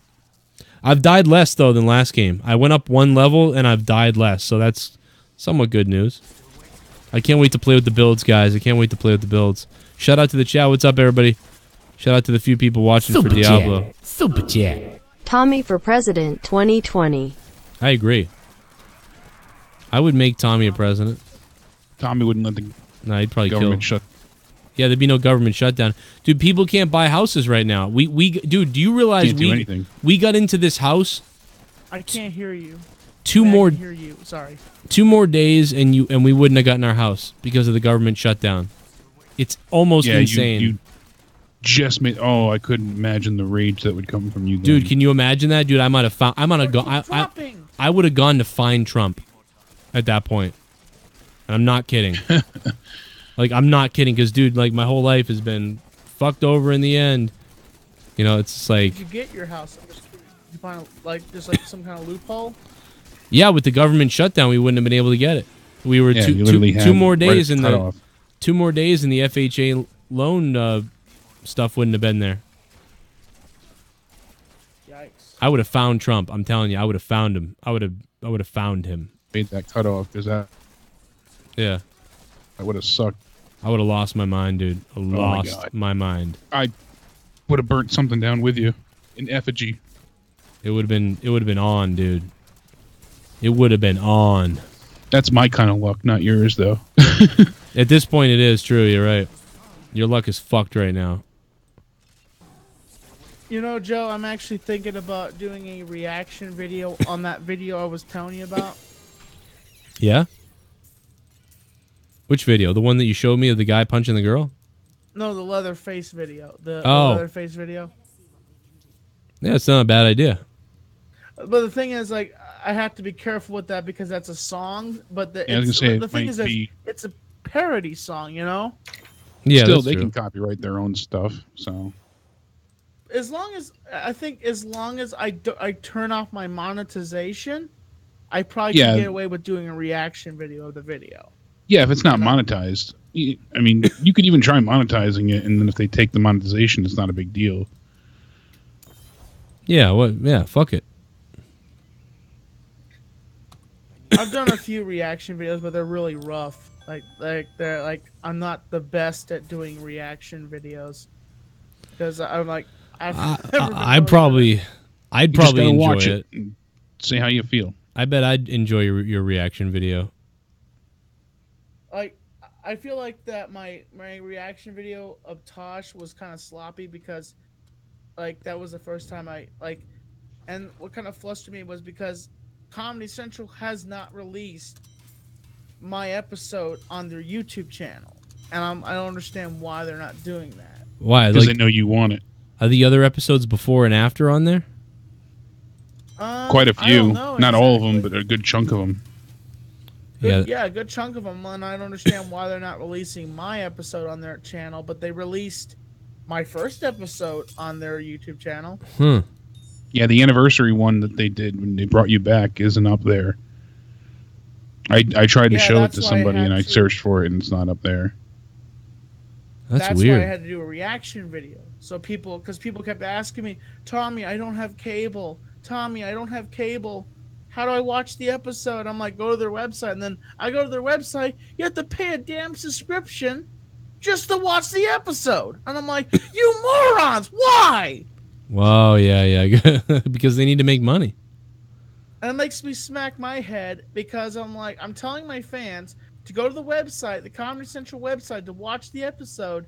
And then they just like, okay, we're going to make you pay for a subscription. And I'm like, you bastards. Yeah, you got to have cable and all that shit to... And like, here's the thing. They don't have the Pacific cable network that you have. And you're just like, why? Yeah, they want you to sign up and pay for their shit. That's why. I had to, for the longest time, people kept asking me, how do you watch the MTV episode? And I said, I don't know. Don't. So finally, I got a copy of it, and I copied it on my OBS. And my friend Ant-Man edited around it and around the OBS kind of software, and we uploaded it to my YouTube channel. So now people can watch on my YouTube channel. That's cool. You know, at least you have that option. So they like copyright you or whatever. Yeah, well, no, I mean, before it went up, I demonetized it, so MTV would not do that. But they managed to put a slash to the $, even though I demonetized it. Yeah, it doesn't matter. Yeah, they'll do it.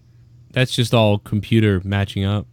What's stupid is it's my image. It's my image on the episode. It's me, and like, shouldn't I have a? But right it's their to make because money? it's their content. You signed a waiver when you went that says they basically they own the rights to your image during that segment.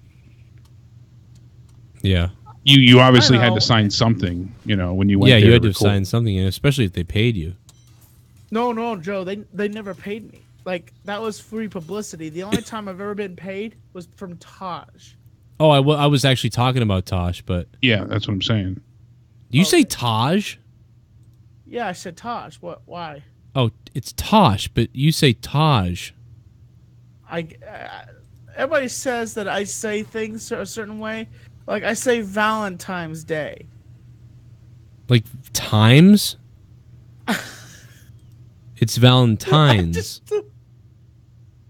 That's how Hamza says it too. Well, Hamza is retarded. Doesn't make it right. Did you just call me retarded, Joe? I called Hamza retarded, yeah. You listening, Hamza, you fuck? I get certain words wrong, okay? I'll be right back. I gotta pee. Statistic. Oh, Jesus.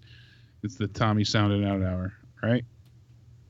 Oh, ha ha ha, Jake. You're funny. I'm saying you're gonna sound out all the words you don't know. Quality content. That's all right. I'll embarrass myself. I thought, people say God bless you. For the longest time, I'm talking like not that long ago, I thought it was God bless you. Don't ask why, but I didn't know it was God bless you when somebody sneezed. I always said God bless you, like GABLESH. God bless you. Because I am that special myself, so I would literally and no one ever corrected me, I guess, because it sounds close enough, and it worked. So had his. He used to call Joe. He used to call Hulk Hogan something else, but then like my daughter used to say Hulk Hogan. She thought she was only like 3 or 4, but she was like Hulk Hogan. I was like, no, Hulk Hogan. She's like Hulk Hogan. I'm like, no, Hulk Hogan. No, it's Hulk Hogan. There we go. All right, go with it. When I was a kid, I used to call grizzly bears greasy bears. You still do that. Oh, the return of the notifications. Oh, that was just me. Why, you got an alert going off? Oh yeah, I had some kind of. I thought Joe's notification went off. I got you. Yeah, I didn't hear anything, but doesn't mean it's not happening because sometimes it'll shit the bed. Not even there. Like, I thought Joe was there, but he like stepped away from his lap. He stepped away from his computer. Yeah, he's got to go and actually walk around the house now to go to the bathroom. If you get a chance, you should listen to that song. I think you might get a kick out of it. Okay? Yeah, I heard it. You sent it to me on Facebook. I listened to it. It was funny. I also, I was mentioning before, I saw your comic, and I said it looked good for what you showed so far. You said there's still a lot more work that needs to be done on it, though?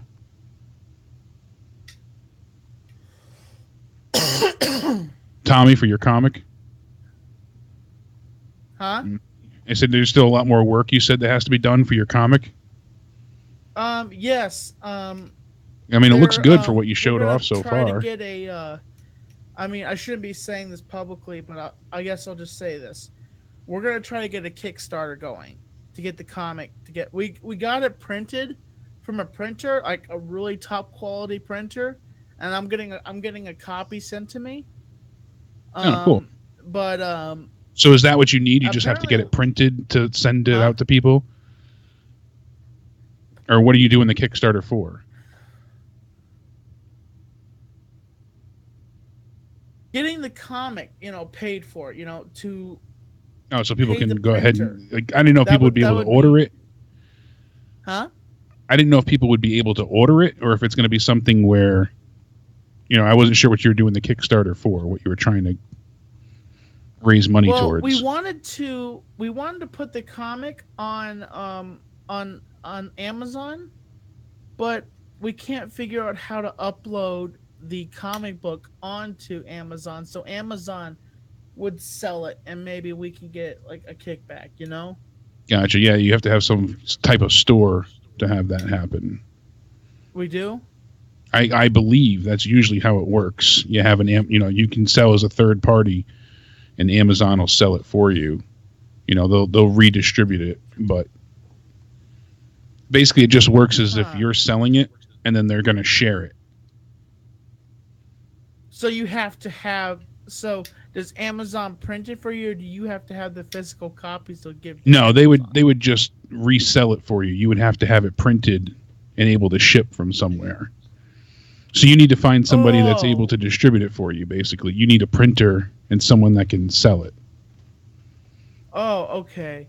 So that's what you're looking for. You need someone that actually can print it and sell it, right? People donate money, and then every person that donates would get a copy of the comic book. We would get if we put the amount at $1,000, and we hit our mark, we would send the money to the printers, and we get 1,000 copies of the comic book, and then we would mail out with the extra money that if we do have, we would mail out the copies of the comic book.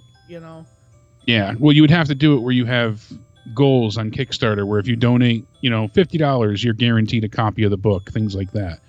People can do it where they kick in money without getting anything in return as well, just being backers. But usually there's goals, and then there's stretch goals too. So if you raise more than enough money, then you can autograph the books or something like that. Well, that was the general idea, that I would sign the comic book because this is a one-of-a-kind comic book, and honestly, it brings a tear to my eye. It really kind of brings a tear to my eye that I have a comic book made after me. I never thought in my it's certainly cool. I mean, the art looked really nice. She's been doing a really good job on the artwork. She's done a really good job. And I've praised her so much on the phone. You're doing such an amazing job.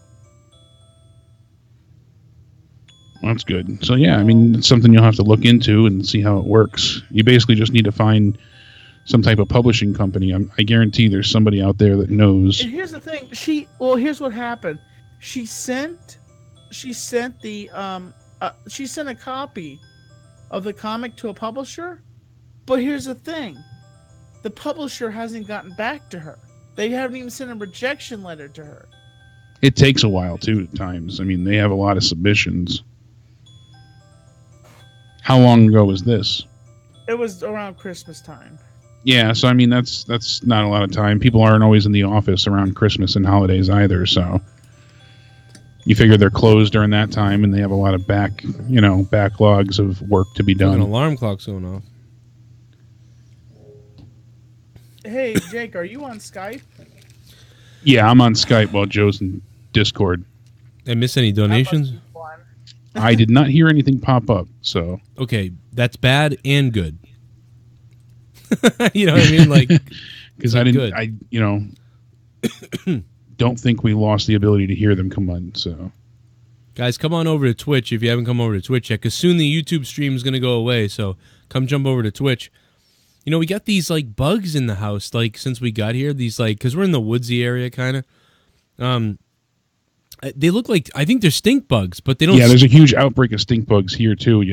We're not dirty by any means. It just happens. They're just everywhere. Joe, I have... But wait a minute. These bugs don't stink, though. They're not they don't stink. That's the funny part. Some rarely do, if you squish them right, and they can smell, but it's not often. But they look like... kind of like mini cockroaches, but not as gross and not as big. And they're brown. Exactly. Yeah. They look like mini cockroaches. Some of them are different. Sometimes they seem longer, like a cockroach-looking thing, but then other ones have that flatter back. Yeah. They're definitely stink bugs. They're a pain in the ass to get rid of, too. Oh, dude, my mother's room everywhere that she moved into in our house, they had this spot. Yo, Chiz Hickney's. Oh, dude, look at this. Chiz Hickney's 17 months subscribed on Twitch. Holy shit, Chiz Hickney's. That may be the record. I think that's it. 17 months he's been supporting that me. nailed down. He's been longest yet. Gotta be. So, yeah, her room is not like infested, but she gets like 2 a day because there was a overabundance of them in the attic at one point. Yeah, and when the they attic. went and they disturbed the attic when they moved all the wires for Comcast recently. Right. And it was like 2 weeks ago. That's where I think mine are coming from. And like I found some under the stairs, the eggs. Yep. But I'll tell you what though, even though there's stink bugs everywhere, like not everywhere, but it's like I'd say like if I walk around the house and I'm doing stuff, every about 40 minutes I see one or like a dead one or something. Yeah. But it's like they're not crazy, but so this is the one that I've been seeing recently a lot more. This one. And yeah, but this is the one that for you, Joe? What was that? Just get some bug spray and spray around your windows. That's my best advice for you. That's what I've done. But you got to be careful too with animals and kids, and there's certain stuff you can't. Yeah, you can't use. just spray like everywhere. Yeah, you're right though. But they like fruits though. Yeah. Oh, they're big time. They're, like fruit flies too. So like if you have bananas left out and stuff like that, just like you get fruit flies, you can get them to pop up more. So yeah, got to be cautious. But no, they're evil little cunts. They're fucking annoying as all hell. We've essentially traded in. We traded in centipedes for stink bugs. Yeah. But I will take these. Dude, these stink bugs are like nothing. They just kind of like fuck around. But you know what's weird? Like near our house where we used to, where we moved out of, there was 2 of them there. And I go, I've never seen these here before. What the fuck? And then we move here and they're everywhere. Oh yeah. So clearly there is something going on. Back when we were in the wooded area more, and when I lived in Northford, we used to get those cicada things. Oh my God. They used to go outside at 5 in the morning and there'd be hundreds on your car and you'd have to brush them off with a broom. I hated it. I hate bugs. So this one is called the Western or the brown something stink bug. So there's 2 different ones. There is different ones. Yeah, there's a few different kinds. It's the Western coniferous seed bug. Evil bastards. Yes, Tommy. Had a fire pit going today. Oh, that's awesome, Joe. Yeah, man. I've been living in the city since forever. So to be out here and it's like, dude, fire pit, and I smell people's fireplaces, dude. When I walk outside, I smell fucking fireplaces, and I see the smoke from some of the houses, and I'm like, oh my God, this is fucking great. I don't know, it's great. Now you need a smoker. Get a small one and start smoking some meats out back. We have a fireplace. It's just I got to get looked at before I light anything. Get some cedar chips and start smoking some Joe, meat. in the future, Christmas time, you could decorate the house and do National Lampoon's Christmas Vacation. Dude, I am like Chevy Chase fixing stuff around the house. It's like when it's done, you're like, oh, good job. But while I'm doing it, I hammer my hand. I drop something on something. It's fucking hilarious watching me try to do shit. Duct tape can't fix it. You're not using enough duct tape. Right. This family did a whole entire dedication to National Lampoon's Christmas Vacation, and they took a dummy that looked exactly like Chevy Chase, and they hung it on the top of the house. Well, this veteran was walking along, and he thought it was a real dude. He ran over, freaked out, was like, "I'll help you out, man. Can you hear me?" And they were watching this guy from their camera, because they had a camera on their doorbell, right? And they could see this guy freaking out, and they did a whole entire news story about it. He's thinking this guy's dead, hanging. This guy's dead. That's fucking awesome. All right, it's now my turn to go to the bathroom. I will catch you tomorrow for Out of Nowhere. Hey, Jake, man. Thank you for having me hang around. Thank you for being here. I look forward to playing some PUBG soon, too. Keep kicking ass in Diablo. I'll tune back on the stream. Everybody in the chat, stay sexy, and I'll catch you guys tomorrow. It'll be a good show. Joe, Connor, and I will be here to cover a great deal of news about the Rumble, so Hell make sure yeah, you tune in. Thank you, Jake. That was awesome tonight, man. Appreciate that. Thank you. Tommy, have a good night. Miss your ass. Everybody stay sexy. Jacob, you stay sexy also. You stay hard. Stay hard, baby. Tommy NC. So, Joe, I finally got... I'm going to finally be getting a physical copy of my comic soon. That's going to be sick.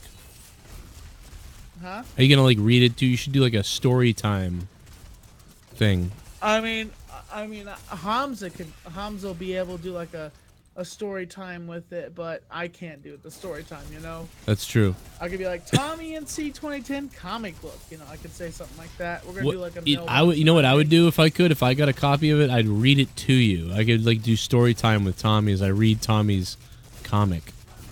That'd be cool. Well, here's the thing. Do you want a copy, Joe? Because we're going to try to do, like, a Kickstarter and try to raise money, because no publishers will contact us for it. But if we can get the... Huh? No, I just laughed. What'd you say, Joe? Nothing, I just laughed, that's all. Oh. Because it was funny that you said that. I'm an asshole. But we're going to try to do a Kickstarter, and what we're going to do is try to raise some money and see if we can get a decent amount of funds, and then send the money to the printer so we get like a couple thousand copies maybe, and you know. It might, you know, that might work. I did a Kickstarter for a book years ago, a photography book that I was putting together, and I just threw it up there without plugging it. Nobody knew who I was or anything like that, and believe it or not, it needed $500. No, it needed like $1,000 or something like that to get there. Super chat. This is the Tommy we want, not the irrational one. Oh yeah, Lewis? Oh, he's being good tonight. He's a good guy. I mean, I'm always just myself. I really think you are. You're not. This is you. You're more calm right now, but this is you. I will say that. Jacob has sent me some. I don't know if it's a website or if it's something for. But I'll have to take a look at it, see what I can do. But you know, I have to say, Joe, I'm kind of like you. I'm like, you're happy because you're in a house finally. Like, I know that probably brings tears to your eyes that you're in your own house, and like, you're like, oh my gosh, I'm in my own house. Yeah, I mean, when we got our own apartment, it was the same thing. We felt like this is ours, cool. Like, it's like, it feels good. So yeah, and then we had to wait 10 more years to get in here. So it's definitely pretty awesome right now. And I'm doing more day streams and more podcasts. There's more shit coming because it's that crazy. But yeah, I have all this freedom to be able to do work now, where I couldn't do work in the old place the way I could do it now. Although I haven't been able to do anything recently, just because moving in has been taking up all my time. I dropped off the face of the earth this last week, and I'm still not, probably won't be right again until this weekend. Oh, really? Oh, yeah. I'll be much better probably by Thursday. The couch is coming Sunday, Friday, so. In this time, you know, when we have, like, have you guys figured out how we're going to do Discord for monetized this? We can do Skype. We can do Skype because I can add everybody on the call on Skype. The only thing I won't be able to do on Skype is take people's calls, like take phone numbers calls.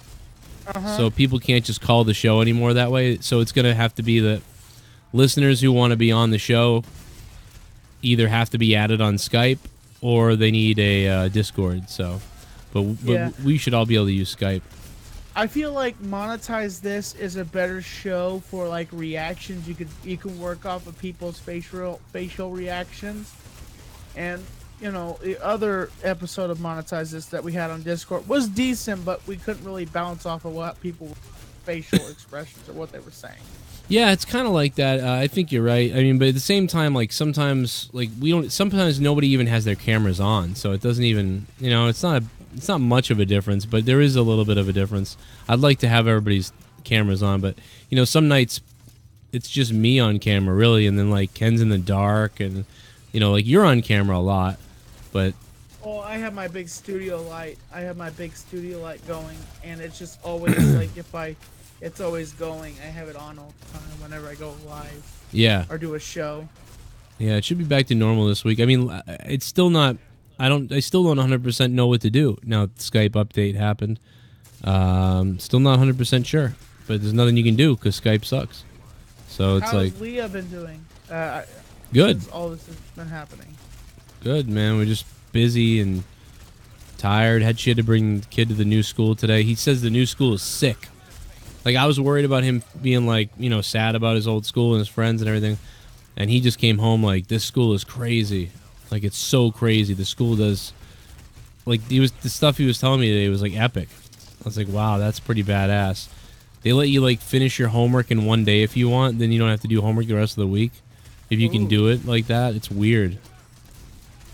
There's all this cool technology. I believe that kids really don't need to do homework. I believe that... I think that homework should be abolished because I think that kids should be able to go home and just chill and relax and do what they want and then go to school. Like that's my idea. I definitely think there's been too much homework in sometimes, but so it's just sometimes they get carried away with homework. It's like, Jesus, let the kids take it easy. And folks, this is just a taste of what Honestly Podcast would be like if me and Joe did an Honestly Podcast. Right. We'll probably do one soon because now I'll be here all the time. I'll have plenty of time to do it. Now we won't have any trouble. You probably laugh when I say this, but I've been like doing stuff and I'll start thinking JCS saying we the best. Yeah, I hear that a lot though. A lot of songs or donation songs or whatever. Like people singing them. I'm always singing shit from all kinds of shit. I love the bunghole song. That's it. I want to hear that song. That's it, guys. Someone dropped $200. Go ahead. Someone dropped $200. I want to hear it's in your bunghole. Can't you just put a certain amount, or does it have to be 200? No, it has to be over. I think it has to be over. It's over 200. As long as it's at 200 or over. We basically had to. That donation technically is meant for like the bear or Himmelfarb, technically. Yeah, there's a couple guys that drop it, but it's like that's why it was made because like all of a sudden it was like dude was dropping thousands of dollars and $500 and thousands of dollars and shit, and it was like, well, we gotta create some kind of cool donation if we're gonna get money like this. This is the generic donation was going off for like $500. That was like not cool. We needed something sick. Oh fuck, I'm Joe, damaged. Do you mind if I call through Skype because Discord keeps cutting up in and out? Would you mind if I do that? Yeah, Discord's always cutting in and out. Yeah, go ahead. But would that be okay with you? Yeah, that's cool. Give me like 5 minutes to get it back on. And I'll Okie dokie. Do you want me to just sit here or do you want me to just jump off? Yeah, I'll jump out of Discord too. I'll see you on Skype in a few minutes. Just send me a text when you may call in, okay? All right, baby. Tommy NC20 Sexy. Oh, it's in your bunghole. How you guys doing? What's everybody doing? Yeah, kids should be doing homework. I do agree with that, but just sometimes they get insane with it. Sounds like this new place is pretty cool, though.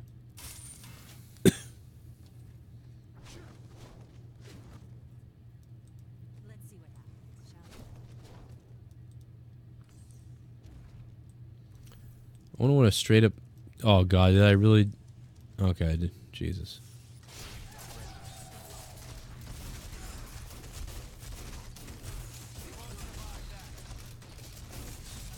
Why do I have that potion on again? What the fuck? Why do I have that on?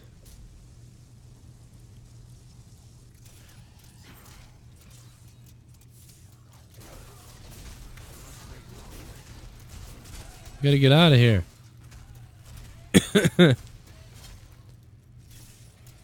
So much for this build not killing me.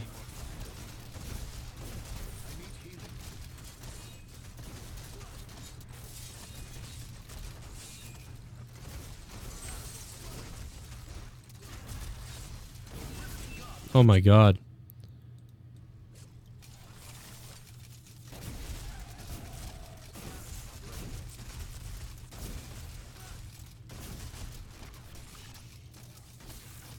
Ah!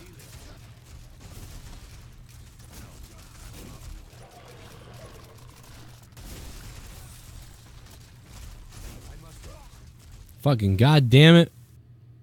God damn it. I feel like I could have beaten this faster with my other build.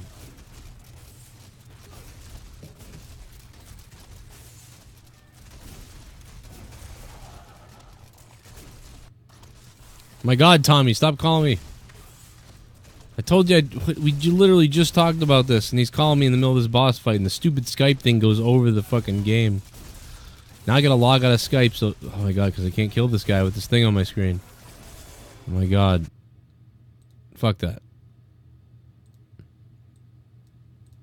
Jesus Christ.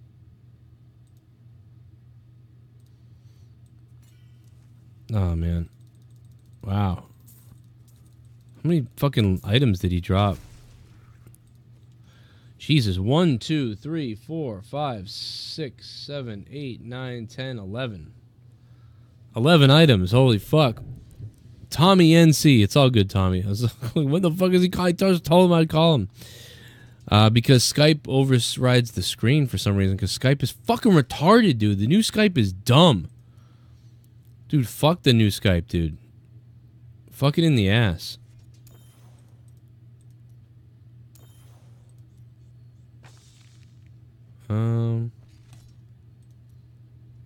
Fuck.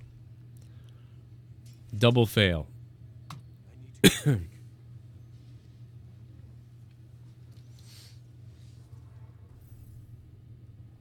Drink some water when I'm getting cramps. Leg cramp. This fucking chair I'm sitting in sucks. Ah! Whoops.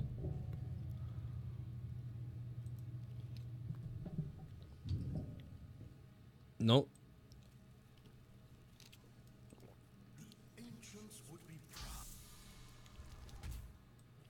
One thing the primal thing does is it kind of takes away the excitement from everything else, because you know it's not a primal now, you know? But... Crusader...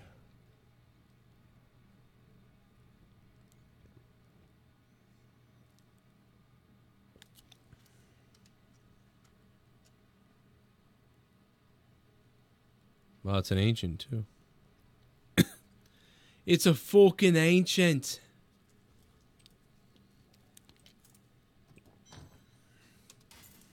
The season is not live tonight, right? Like, I'm not crazy. They didn't drop this early randomly.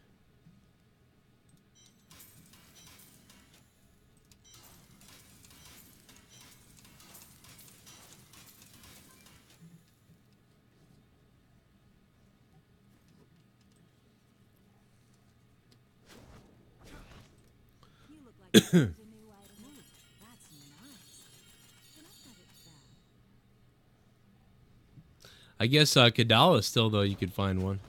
Although it probably would appear with that red rectangular thing, wouldn't it? So I'd see that rectangular fucking primal symbol, right?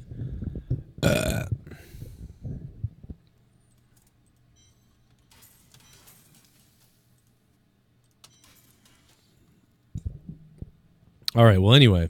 I think we're going to bail, get off of YouTube now, and get over to Twitch. So if you guys want to join me on Twitch, that'd be sick.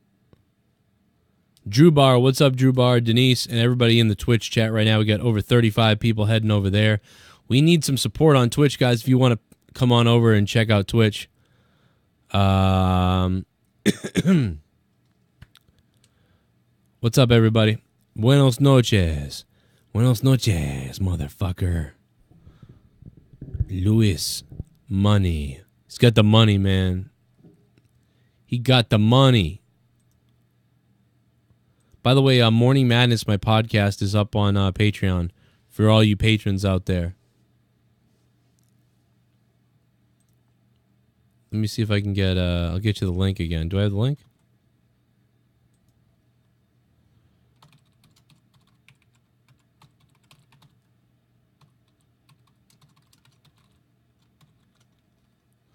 The handle on Twitch is Joe Cronin JCS. Joe Cronin Show, basically. Joe Cronin JCS. That's the Twitch link. Or I don't know if that link will work, but just go over to Twitch and type in Joe Cronin JCS. And you'll find me. Follow me over there. Good night, everybody on YouTube. Thanks for watching on YouTube. We've got a new Twitch follower. Fuck yeah. Hell yeah. Take my pants off. Fuck yeah. Ferrari Okada. Thank you for following me on Twitch. Good night, YouTube.